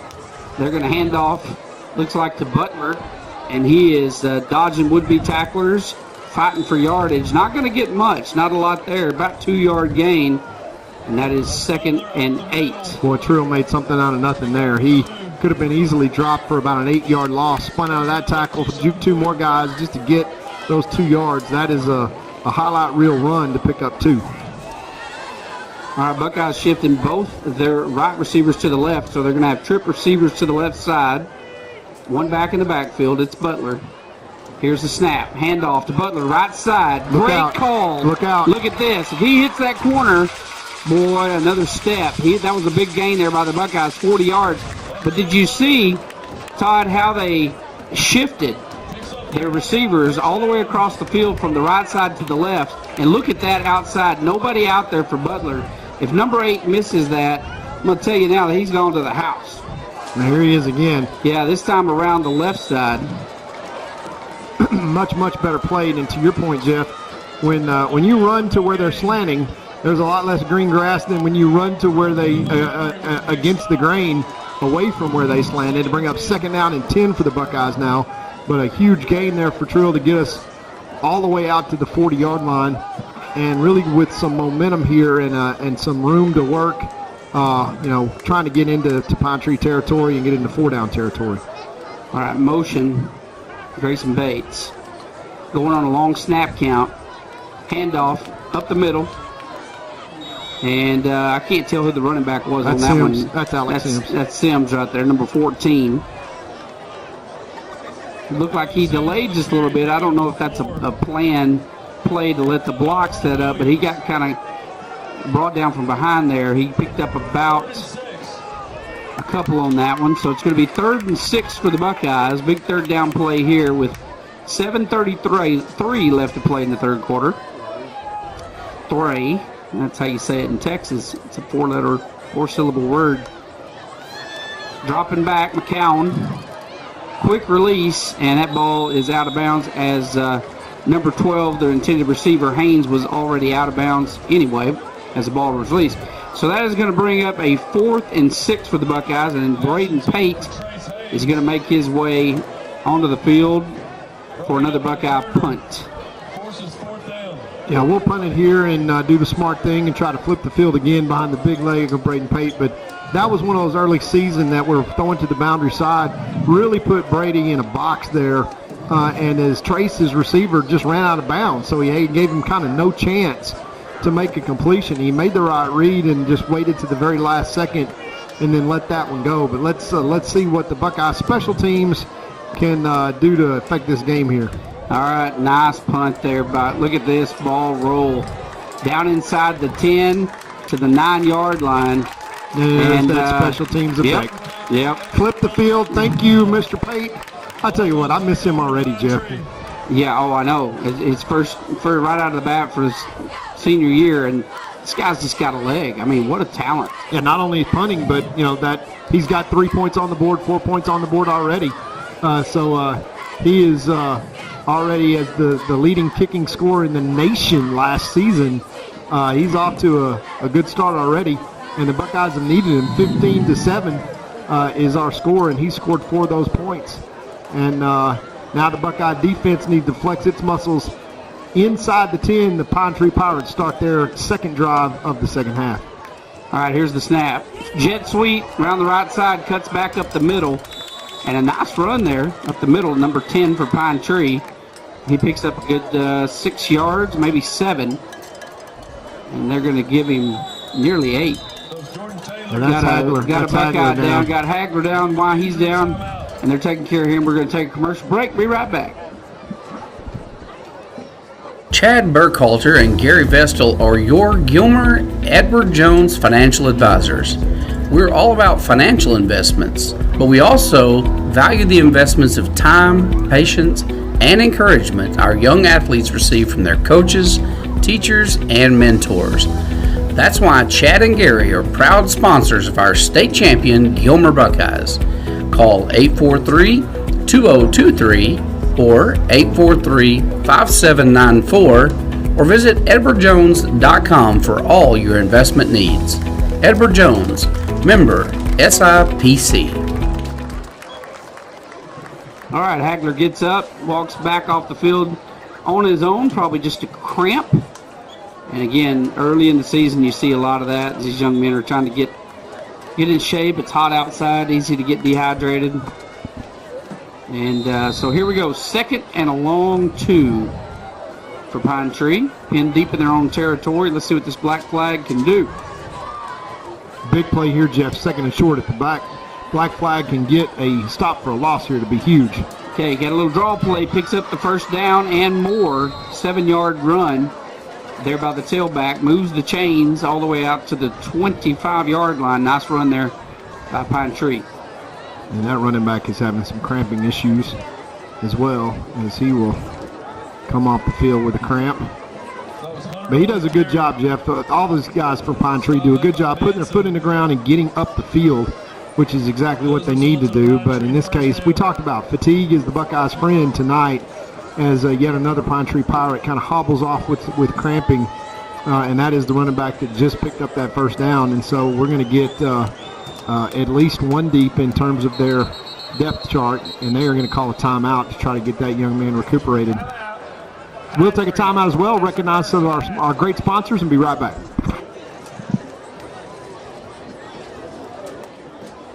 Two-time Hall of Fame inductees, Brent Godarzi and Marty Young. Back-to-back #1 trucking firm in the nation. Back-to-back best attorney and best law firm in East Texas. For nearly 150 years, Crowley Funeral Home has offered the highest quality in funeral services to the families of Upshur County for a fair and reasonable price. Led by Gilmer graduate Troy Murray, our staff stands ready at all times to tenderly guide your family in their time of need in all aspects of funeral planning, such as pre-need and at-need, and all types of services from cremation and memorial services to traditional funerals, with attention to every detail. At Crowley Funeral Home, we've been treating families as our own since. All right, here we are back to Jeff Traylor Stadium. It is 6:08 left to play in the third quarter. Pine Tree has the ball, first down and 10 from their own 25-yard line. Dropping back, looking to pass, going long, down the sideline, and that ball comes up short. And they are wanting flags, and they got one. And that ball was, it was thrown, 5 yards short. No, two issues there, Jeff. Number one, Gilmer defensive backs have to turn around and find the football. They would have intercepted that had that been the case. Secondly, Pine Tree did what they should do, which is call a timeout and say, look, there's 3 things that can happen when we throw the ball deep. 2 of them are good. We can catch it, we can get a pass interference call, or, you can get it intercepted. And in this case, you got a penalty. You pick up a big chunk, you get out from under your own shadow of your own goalpost, and now you got great field position, 1st and 10 from the 40. That's a good play action, not a very good pass, not a very good route, but just strategically a good call. They were able to draw the penalty. I tell you, for a first game, neither team tonight been plagued with penalties. And it shows you how well coached both these teams are. Yeah, early in the game, early in the season, you see a lot of penalties normally first few games, but this one not so much tonight. Here's the snap. Quarterback keeper along the right side, cuts back to the middle. He's going to be good for about 3 yards on that one. That's going to bring up 2nd and 7. Really gone kind of conservative and slowed things down, and you see the Pine Tree coaching staff realizing that they got a bunch of tired guys over there on their side, but you're only down 15-7. So whatever happens right now, Jeff, you want it to happen slow if you're a Pine Tree Pirate. So if you pick up first downs, pick it up slow.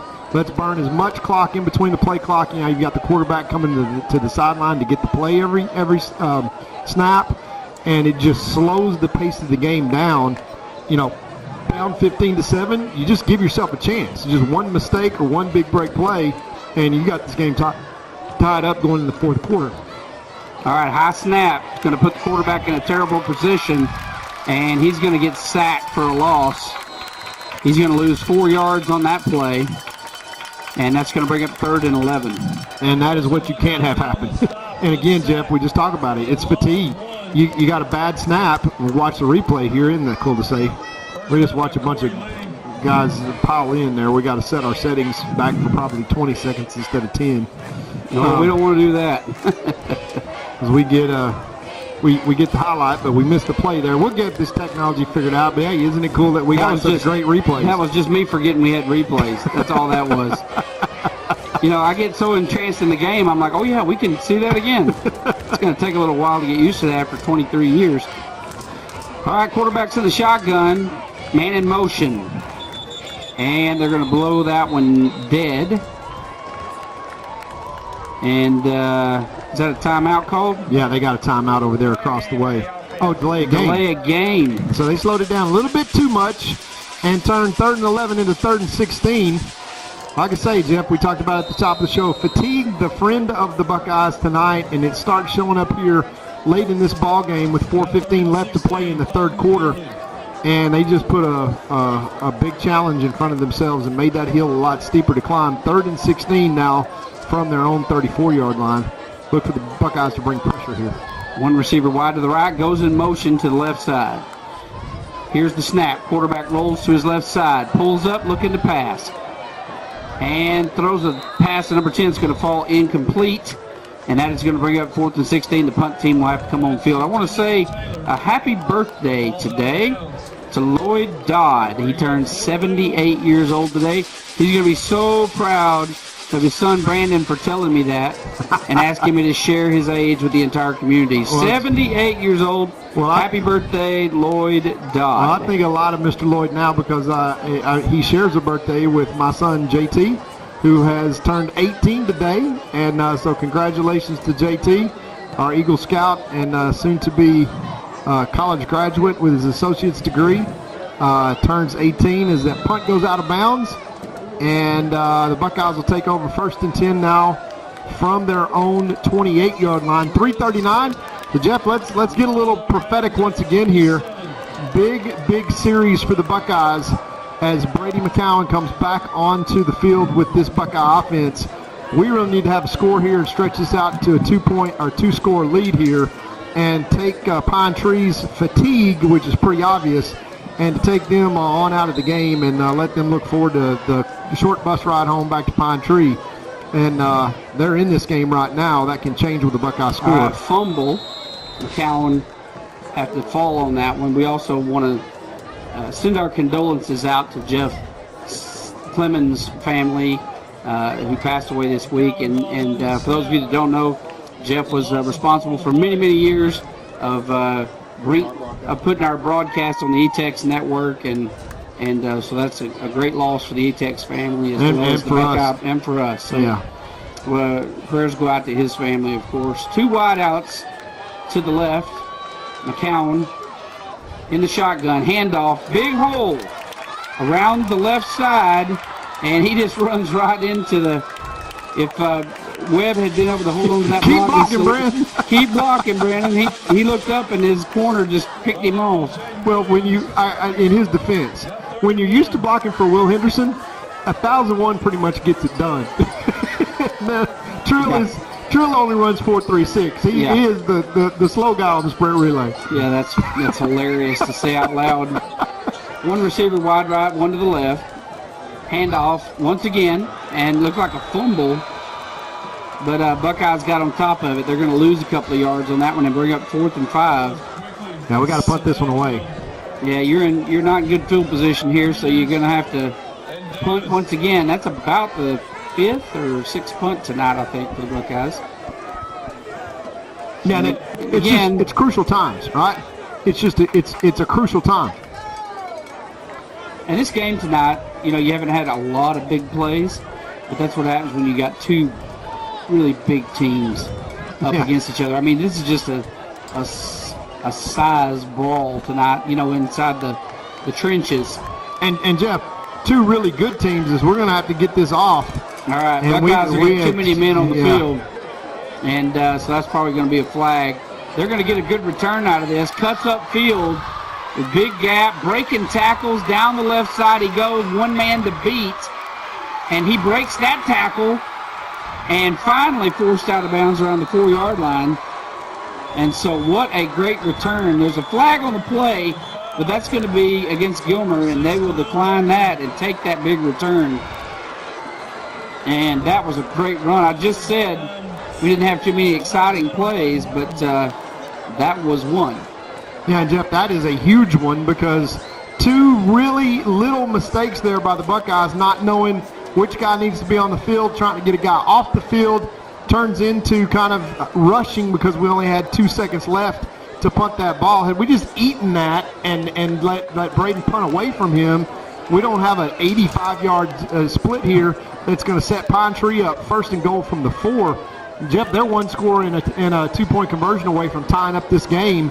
And the Buckeyes now have just made this an interesting game with a minute 24, and Pine Tree now can go into the 4th quarter potentially tied. So one little mistake between two good teams that have played relatively clean game tonight has bitten the Buckeyes here and given Pine Tree a huge chance to crawl back into this. Well, the biggest play of the night for Pine Tree for sure. Nice return there by the punt returner. And he just found a gap and got upfield in a hurry. Quarterback's under center, handoff, left side, Buckeyes meet him immediately. Yeah, Trey Lee said, okay, I'm tired of watching this. That went backwards 5 yards, and the running back has still not gotten up. Yeah, you can see the replay here. As you talk about penetration, look at that. Number 42 just gets back there and just with a lot of prejudice just throws him to the ground.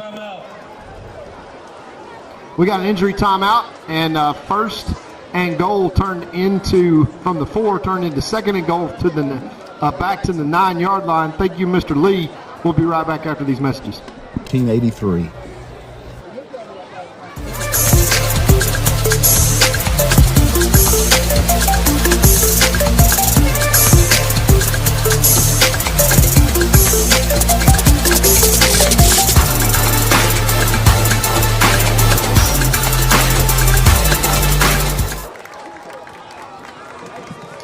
All right, we're back to the action here in Jeff Traylor Stadium. As Pine Tree knocking on the door, trying to get some points on the board here and catch up to the Buckeyes. Current score, of course, 15-7 with 1:03 left to play in the 3rd quarter. Nice defensive stand there by number 42, Trey Lee. Well, we got to do it twice more, and I hope that they have to go for it on 4th down, and maybe we can turn the tide here. It's going to take a monumental stand by the black flag, but it sure started out right on 1st down where they went 5 yards backwards, and now they can't get a man onto the field. They're going unbalanced to the right side now. Man in motion, wide out. Here's the snap. Looking to pass, does a little slant route, and it is overthrown, and not what I would have expected him to call. Remember the Buckeyes last year, Todd, inside the 10-yard line, man, they were that's where they were the best. I mean, they really shine inside that 10. They were very selfish and stopped some big teams, 1, 2, 3, 4 and out inside the 10. So let's see if this new group, some of which were on the field for that last year, can do the same. 3rd and goal. Ball's on the 7. They're going to the shotgun. Wide out to the right and the left. They're going to launch it to the corner of the end zone, and that is going to be incomplete. It looked to me like the wideout on the right side might have left a little early, but no flag. Yeah, I agree with you, Jeff. And maybe everybody else just kind of left late because you can see where the ball moves. This 4th down and goal from the 9 now, and Pine Tree's forced to go for it. I don't know if they've got a kicker, and obviously it's just an extra point distance, but they feeling like they're going to win or lose this game right here. Watch for every trick play in the book. The Buckeyes have a chance. We got to tackle right here and get pressure on the quarterback, and the Buckeyes have a real chance to completely turn the tide right here. 2 receivers left, 1 right. He's rolling to his right side, quarterback keeper up the middle, and he gets in there. Great run there by the quarterback, and that was just an outstanding offensive play call. Yeah, you just run everybody out to the right. It's a run from the beginning, but you stretch everybody out and you get everybody moving a direction, as we'll see right here. The Buckeyes try to make a great tackle there by Jeremiah Noble. Tries to come up and hit him, but he's got too much momentum. He's run 10 yards already, straight up the gut. And now we're going to go into the 4th quarter, 28 seconds left, Jeff.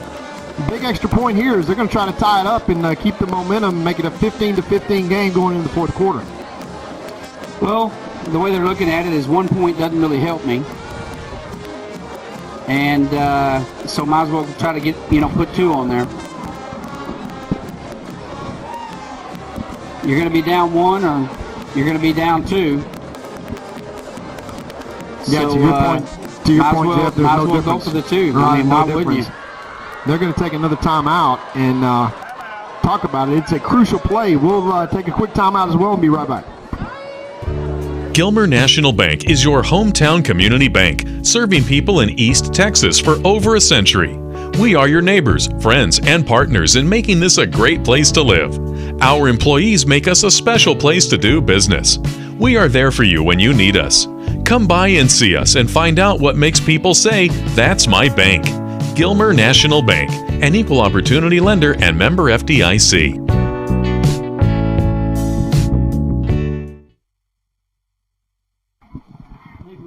All right.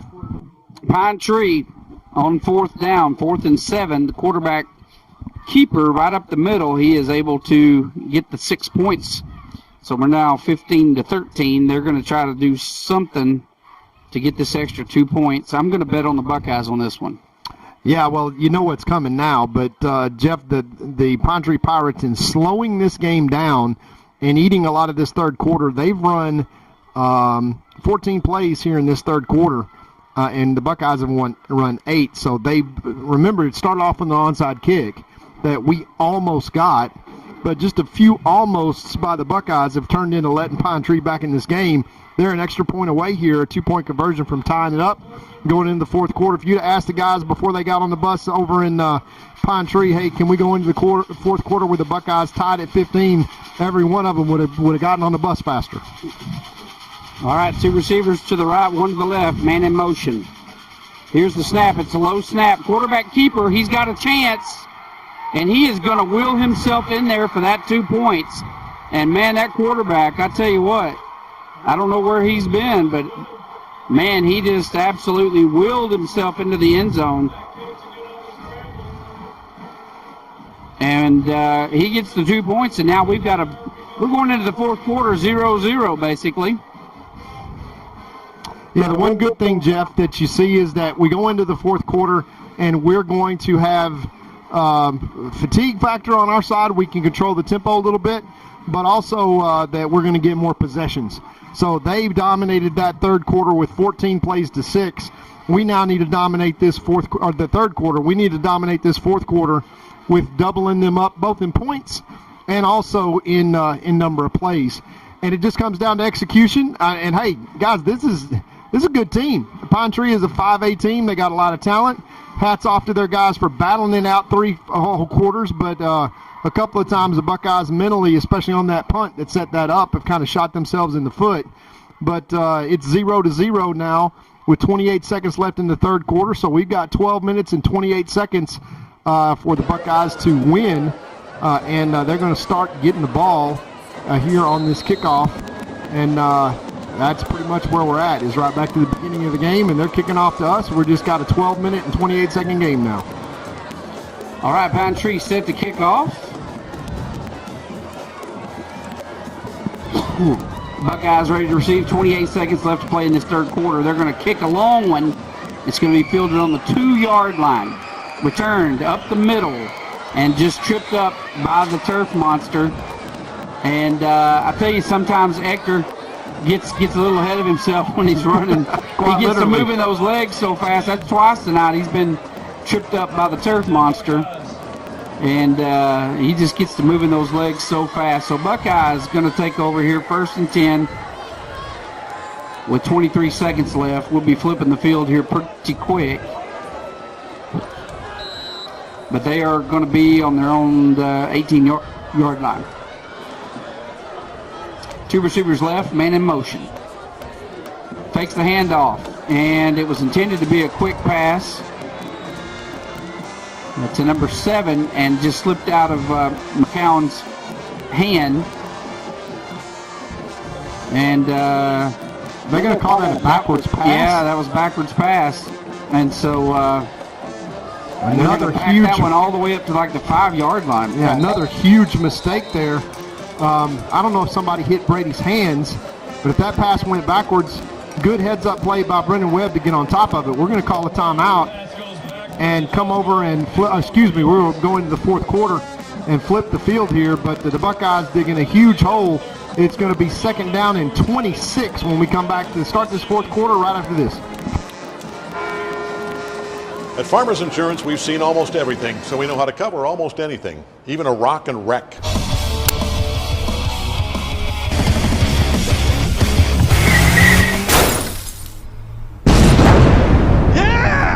He rocked and rolled right into it, but we covered it. At Farmers, we know a thing or two because we've seen a thing or two. We are farmers. Bum, bum, bum, bum, bum, bum.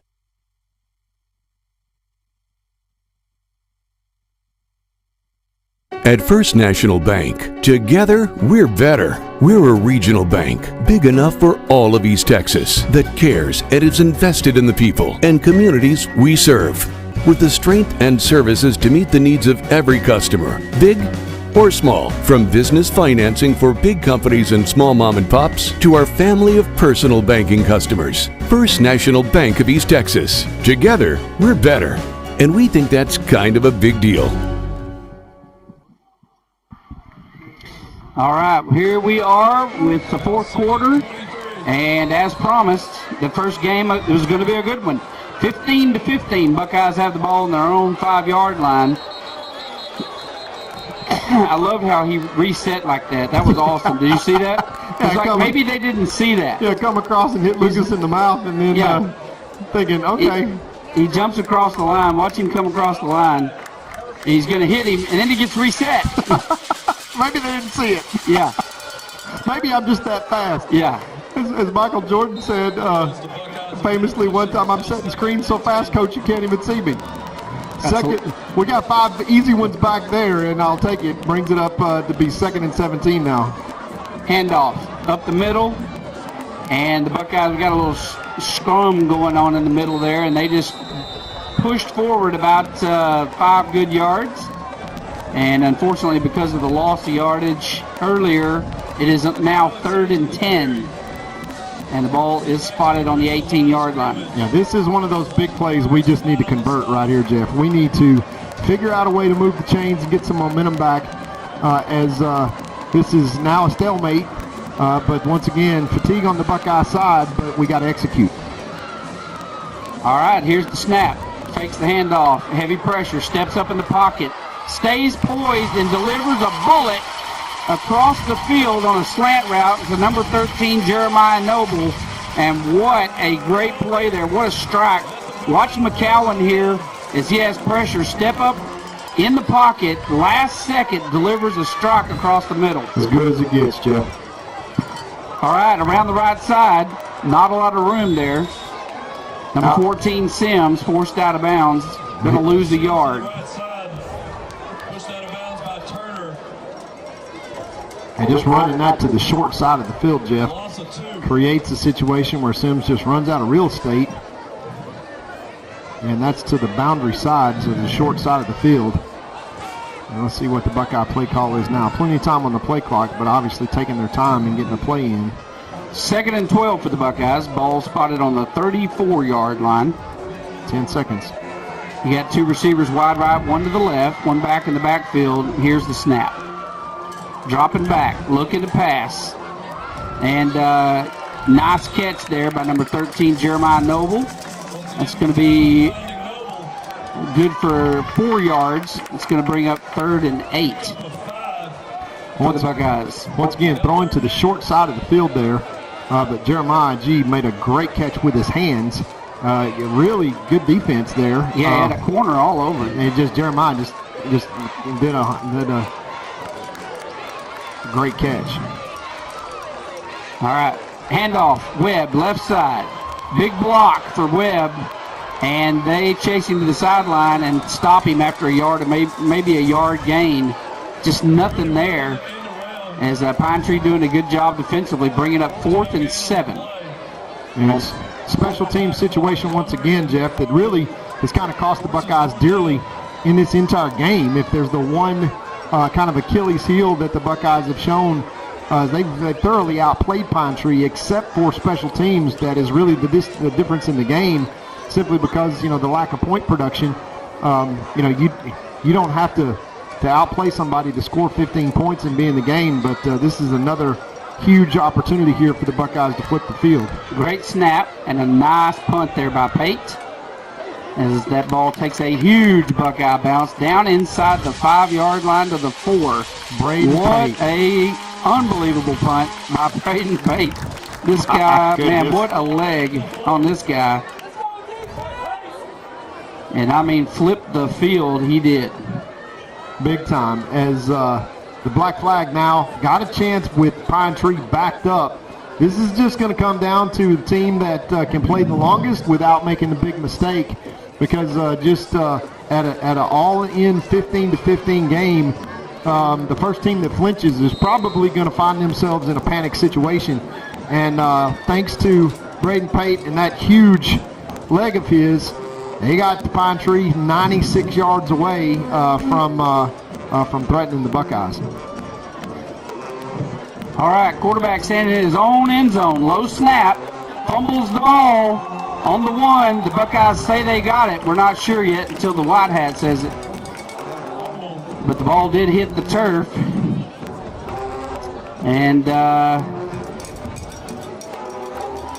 Buckeyes got the ball. Buckeyes have the ball. Now that is a lucky break for the Buckeyes. Trey Lee's got the ball. I don't know how you can argue when he's got the ball. Wow. I guess they're going to give it back to him on the half-yard line. Yeah. Buckeyes are like, hey, man. Trey Lee ran out of the power with the ball. Yeah. That was a big defensive play right there.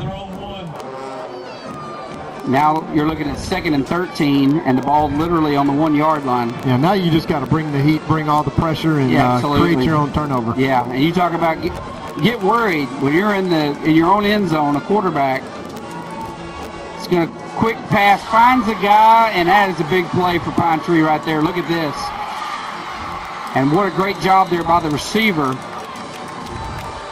I mean, when you look at that, that is poised under pressure right here.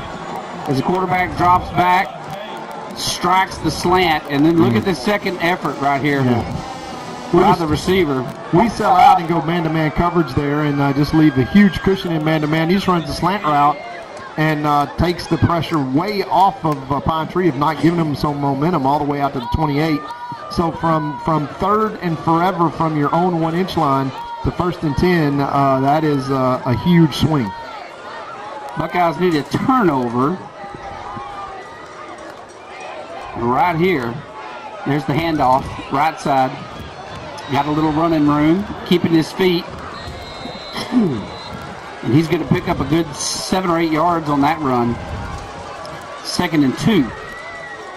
Clock ticking, 8 minutes left to play in the 4th quarter. Yeah, Jeff, this is just going to come down to who flinches first. And right there, the Buckeyes had a chance to really force the Pine Tree Pirates to flinch. And to your point, the quarterback came up big, recognized man coverage, and just threw the gimme slant route and burned the Buckeyes. And now they got 2nd and 2. Look for him to take a shot here, Jeff. 2nd and 2, you got nothing to lose. 2 receivers wide to the left, 1 back in the backfield. Quarterback is under center, and he dives forward and gets the first down. And I tell you, in this second half, first half of play, quarterback really not a factor. Not a lot of yards running, not a lot of yards passing. Most of their yards, like you said, kept them in this game with special team returns. And this second half, it is all about number 4 for Pine Tree. He has done an outstanding job. 5 first downs to 1 here in the second half for Pine Tree. They have dominated the third quarter and really carried that over into the first half of the fourth quarter. And they just kind of came off the canvas there with 3rd down from their own shadow of their own goal line. And they're 1st and 10 now. 1 wide out to the right. Here's the snap.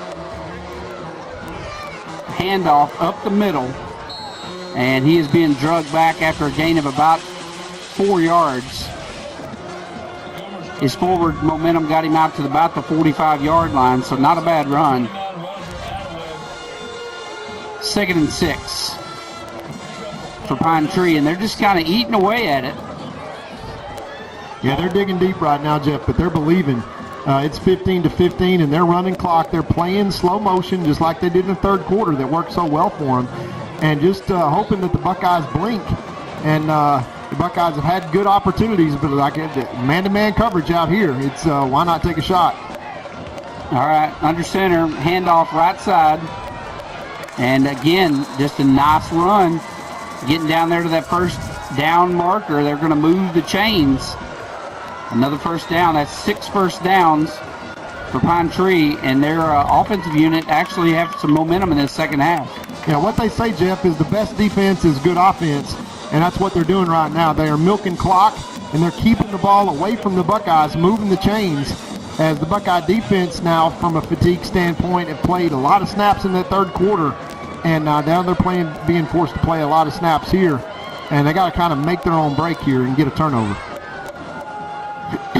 Motion. Handoff, left side, Buckeyes on top of him. And they're going to drop him for a loss. And that's a big defensive play for the Buckeyes. 2nd and 13 now.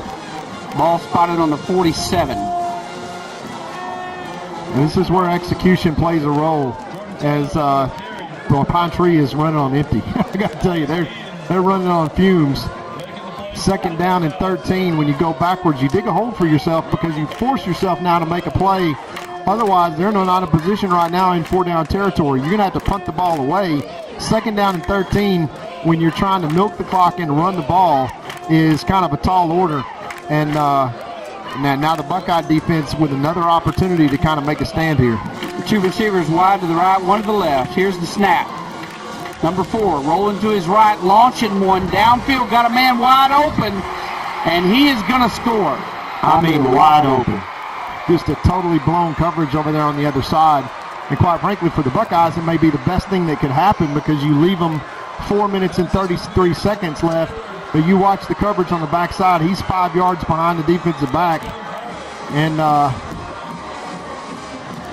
can't tell who that is over there. Is that Jeremiah Noble, number 13? Yeah, it is. Very unusual. No safety help. For the first time tonight, Pine Tree goes up on top. And now for the extra point attempt with the left-footed kicker. And that ball is up and good. So Pine Tree takes the lead. The score now 22-15. Pine Tree leading Gilmer with 4:33 left to play. We'll be right back. When tragedy strikes, you don't want to be in a position where you're second-guessing your lawyer's ability or the resolve to get you fairly compensated. When you hire Godarzi & Young, you know you're hiring a law firm that has nationally ranked settlements and verdicts. We have over 2 decades of experience holding 18-wheeler companies accountable for their negligent action. Don't make the mistake of hiring anybody else. Hire the best. Hire Godarzi & Young.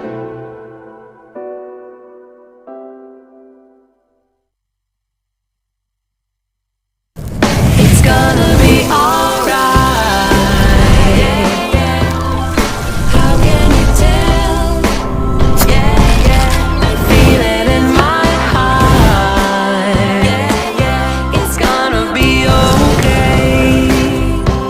Juicy's Burgers, serving you for over 40 years.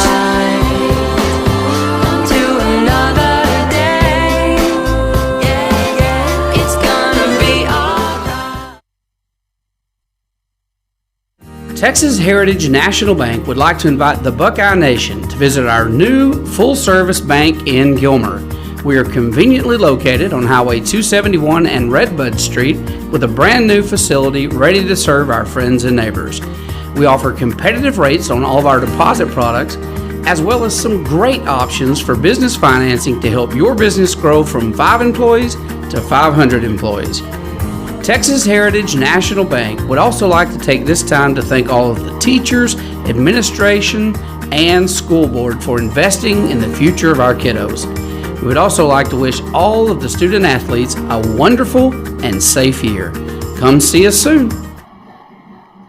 All right, we're back for the kickoff. Here it is. 4:33 left to play. Here's the kickoff, fielded on the 1-yard line. Coming back down the middle. Big return all the way out to the 30-yard line. So Buckeyes going to take over good field position. 1st and 10 from their own 31-yard line. That was Zayd Taylor on the return for the Buckeyes.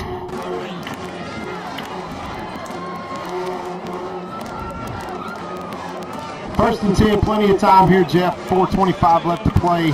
And I mean, I wouldn't be too shocked to even see multiple scores here left in this game. But right now it's about execution. You got your back against the wall. It is a good test here for early for this Buckeye team. All right, here's the snap. Heavy pressure, setting up the screen. Number 3, Butler, around the left side. And they just do a great job defensively to holding him to just a couple. I thought he might get around that corner. But Pine Tree showing we're a big school. We've got a lot of talent. 2nd and 8 for the Buckeyes on their own 32-yard line. Buckeyes need a big play here.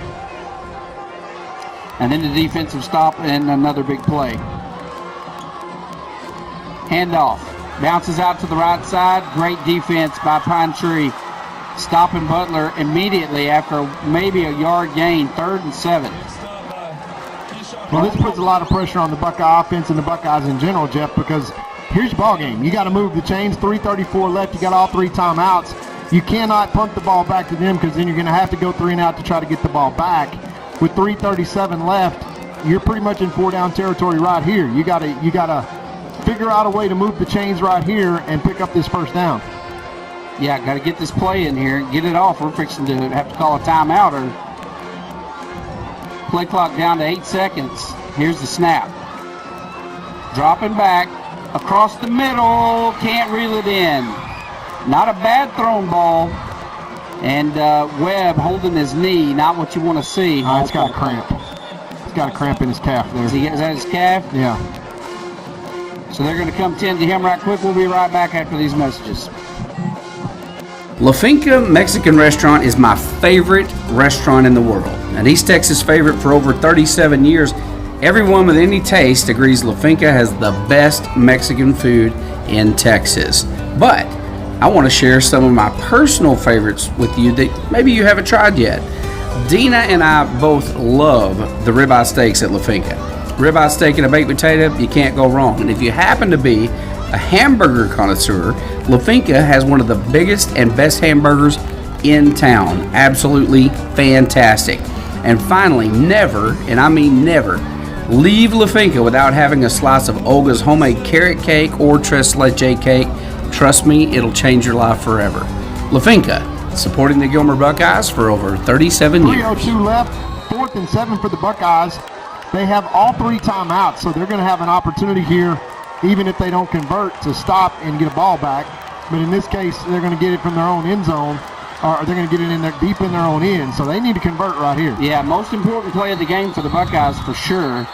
And we got illegal procedure against the Buckeyes. We had motion on that front line. That's going to back us up 5 yards. So now you're going to be looking at 4th and 12. Not that it matters too much. They're going to have to go to the air here.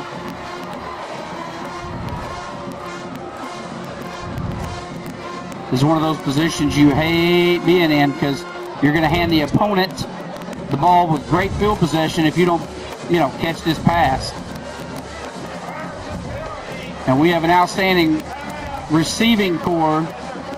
They're going to call a timeout. Buckeyes are forced to use a timeout. We'll be right back. It's fully loaded, great gas mileage, 30,000-mile warranty. I like it. What else do you have? Here's one. It's fully loaded, great gas mileage, 30,000-mile warranty. Looks like the same car. Exactly the same. But this one's $120 less per month. What's the catch? No catch if you use Credit Union of Texas. Let me show you. With the Credit Union of Texas Flex Auto Loan, you get the car of your dreams, lower payments, no hassle. Get started now at cutx.org.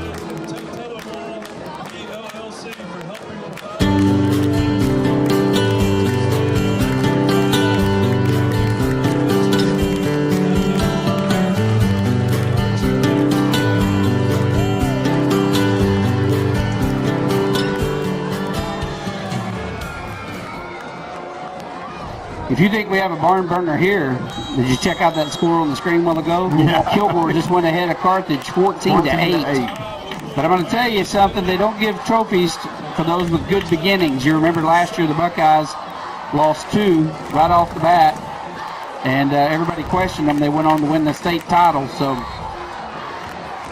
But that is interesting. Kilgore over Carthage 14-8. Here's the snap. Play of the game for the Buckeyes right here.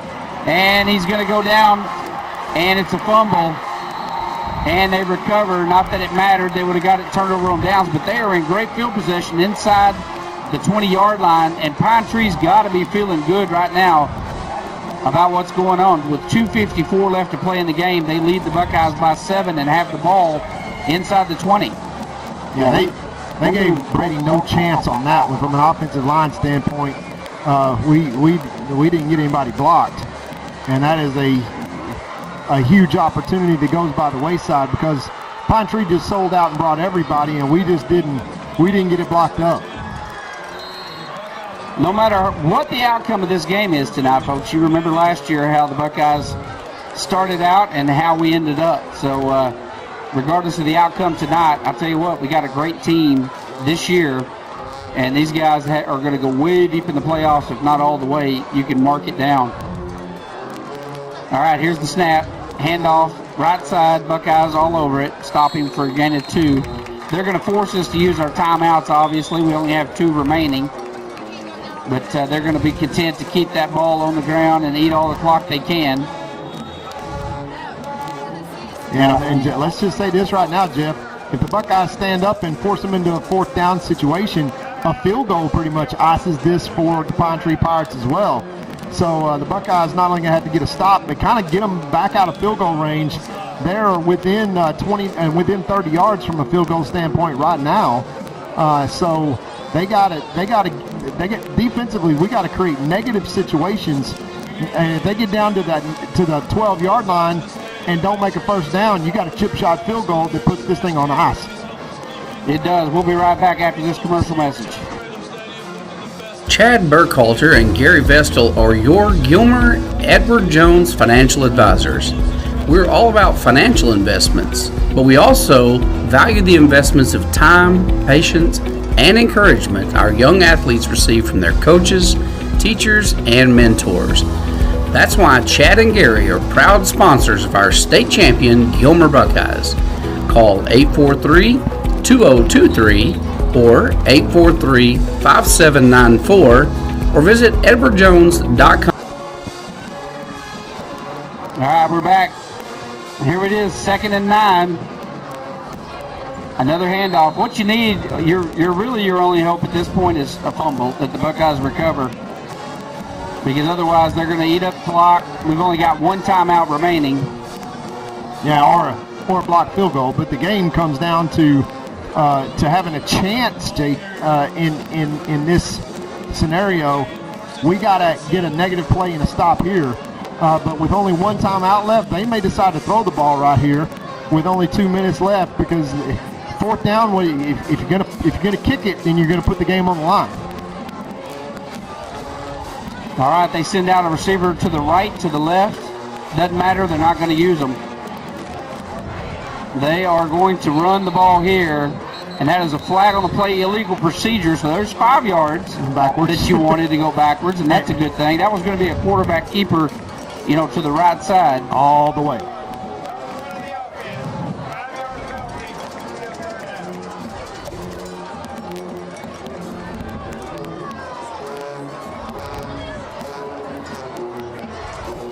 All right, so 3rd and 13. A minute 58 left to play.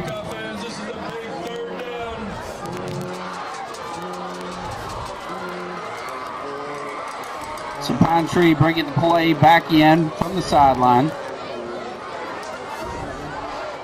Pine Tree's played a good ball game here tonight. They've had some big plays. Gilmer has been chipping away at it, but not a lot of big plays that are normal for the Buckeyes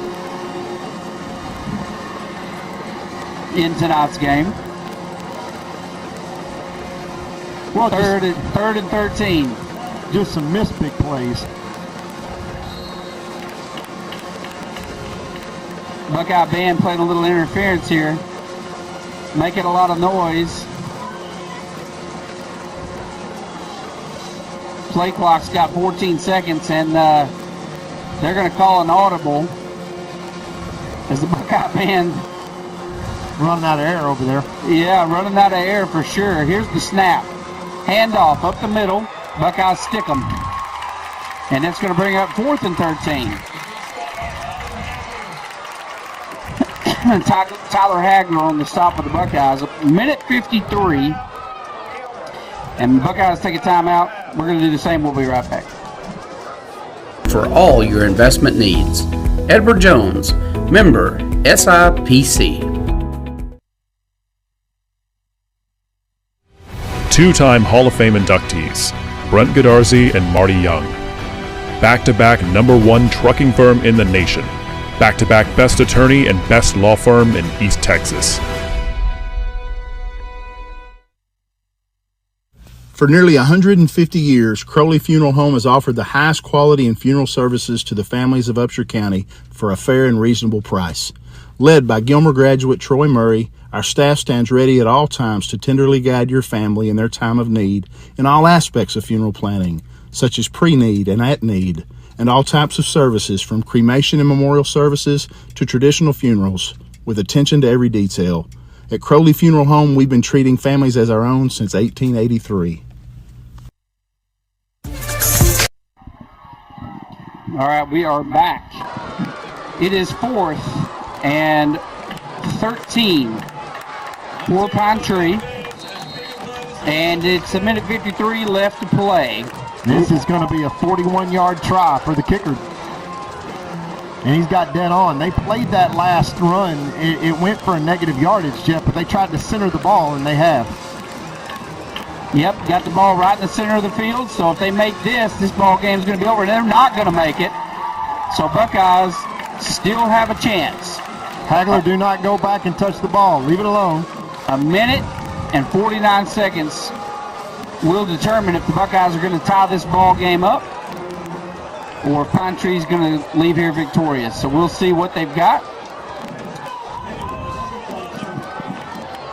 Yeah, they're going to play deep, Jeff, because we have no timeouts left. So we are going to have to manage the clock. But a minute and 49 is plenty of time for us to go down the field. Well, if you play too deep, we've got enough speed up front. We can underneath it. Yeah. And they're going to play. They're going to play cover 3 deep safety, and they're going to dare us to run the ball. But we go empty, and it's our strength against their strength. 3-man front, 3 men deep, and playing underneath coverage as well. Lots of room. All right, here we go. Complete to Butler. He's going to get out of bounds after a gain of just about maybe 5. We spot him at 4. That's okay. That's 5 seconds, but 5 yards, and you got plenty of time to trade off 1 second for 1 yard and get down and tie this ball game up. Force overtime. That's what you want to do. Yeah, Buckeyes are going to have to throw, and they know it, a lot of stuff to the outside so the guys can make their way out of bounds. Motion from Butler. They're going to dump it out to Butler. And good block on the outside. Butler picks up a couple of more outside. Minute 38 left. It's 3rd and about 5. Which is totally okay, Jeff, because it's 4-down territory, obviously. but we got to figure out a way to get a chunk play in here somewhere is what it's going to take. Yeah, they're pulling them in close. And hats off to Pine Tree defensively tonight. They have been outstanding. They really have played a great football game tonight. Butler goes in motion. They're showing up offsides. And they were sending a blitz. Yeah, that's encroachment. That is against Pine Tree because we moved after he was in the neutral zone. So that's going to be 5 yards and turn it 3rd down and 5. We may get a first down out of this. Yeah, this should be a first down. This will probably move the sticks. If not, it's going to be like inches. Yeah, that's going to move the sticks. That's a first down for the Buckeyes. Oh, surely you're going to move the sticks. Yeah. There you go. 2 receivers, wide to the right, 2 to the short side of the field, 1 back in the backfield. McCowan, his first start as a Buckeye. Let's see what he's got. Dropping back.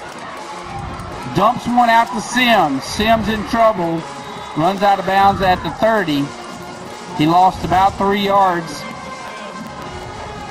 And just not seeing anything downfield. As that secondary and linebacker crew playing deep for Pine Tree, not giving up much green grass out over the middle. Yeah, we got to have a crossing route here. We got to have something that's coming across and finding a window to throw in because we're essentially an empty set because you're putting the back in motion out to basically be your out route and to be your hot outlet. Dropping, looking downfield, and Superman tried to reel it in. Number 7, Webb just can't do it. And that's going to bring up 3rd and 13. Yeah, at this point, you just kind of feel like, Todd, we need to run something really deep and just hope your guy comes down with it. Well, you got here 2 downs to move the chains, number 1. 3rd and 13. You need to move the chains. You got 1:27. Another incomplete. That one intended to Bates. Nope. Jackson. Yeah, that's Solomon. Now we're in a 4th down pickle where you've got to create, and you just play the chains if you're Pine Tree. So now you create a situation where you got to throw the ball deep, and you got to hope that 2 things that are good that can happen is we catch it or we get a pass interference call. But we gotta make the move here. All right, here it is. This is for all the marbles right here. Downfield catch. Number 17, Solomon, gets the first down and gets across midfield out into the 47-yard line. And that was clutch. What a catch. Buckeyes getting set with 1:11. 1:10. Clock is running and they spike it. That's plenty of time, Jeff. Yep, Huge that catch was a there. clutch play right there. Coming right back to Solomon, and Solly just made that play, and he was bound and determined to make even a bigger play after he crossed the line. But the Buckeyes absolutely alive here, Jeff. 1:08 is a long time to only go 48 seconds. We saw him go 70 yards against the Gladewater Bears and advance to a state championship with 1:08 left. We did. Let's see what McCowan has here. And overthrown. And that is a wide open opportunity out there. Brandon Webb, and just under pressure overthrows. That would have been a big one because he could have caught that. About a 18-yard reception and been out of bounds. Yeah, and could have got out of bounds. So we're going to have this, last year my heart couldn't hardly handle all these close games we played, all these big schools. And we're going to do the same thing again this year. We go to where next week. McCowan fumbles the ball, they pick it up, and that is going to be the end of the game right there probably. Unless his knee was down, and I don't think it was, that fumble right there is going to be probably the end of the game right there. So you see him pick it up, and that is probably going to put the nail in the coffin there for this game for the Buckeyes. Pine Tree playing a great game tonight. Well, a heck of a second half, Jim, for sure. I'm telling you, they just caught fire in the second half. And they took the air out of the ball, played slow, and created a situation really where they had a chance to win the game. And the Buckeyes, with the long punt return, that's what flipped the field and flipped the game for them. And that big turnover, we hadn't had a turnover all game. And right there on third down, Brady pulls it down, and it's one of those things you just work on in practice with ball security. He showed a lot of promise and made some great throws, and as a lot of the time the coaches say, you make the best improvements in your team between week 1 and week 2. And we go to Chapel Hill next week, and we will be tested again there as well.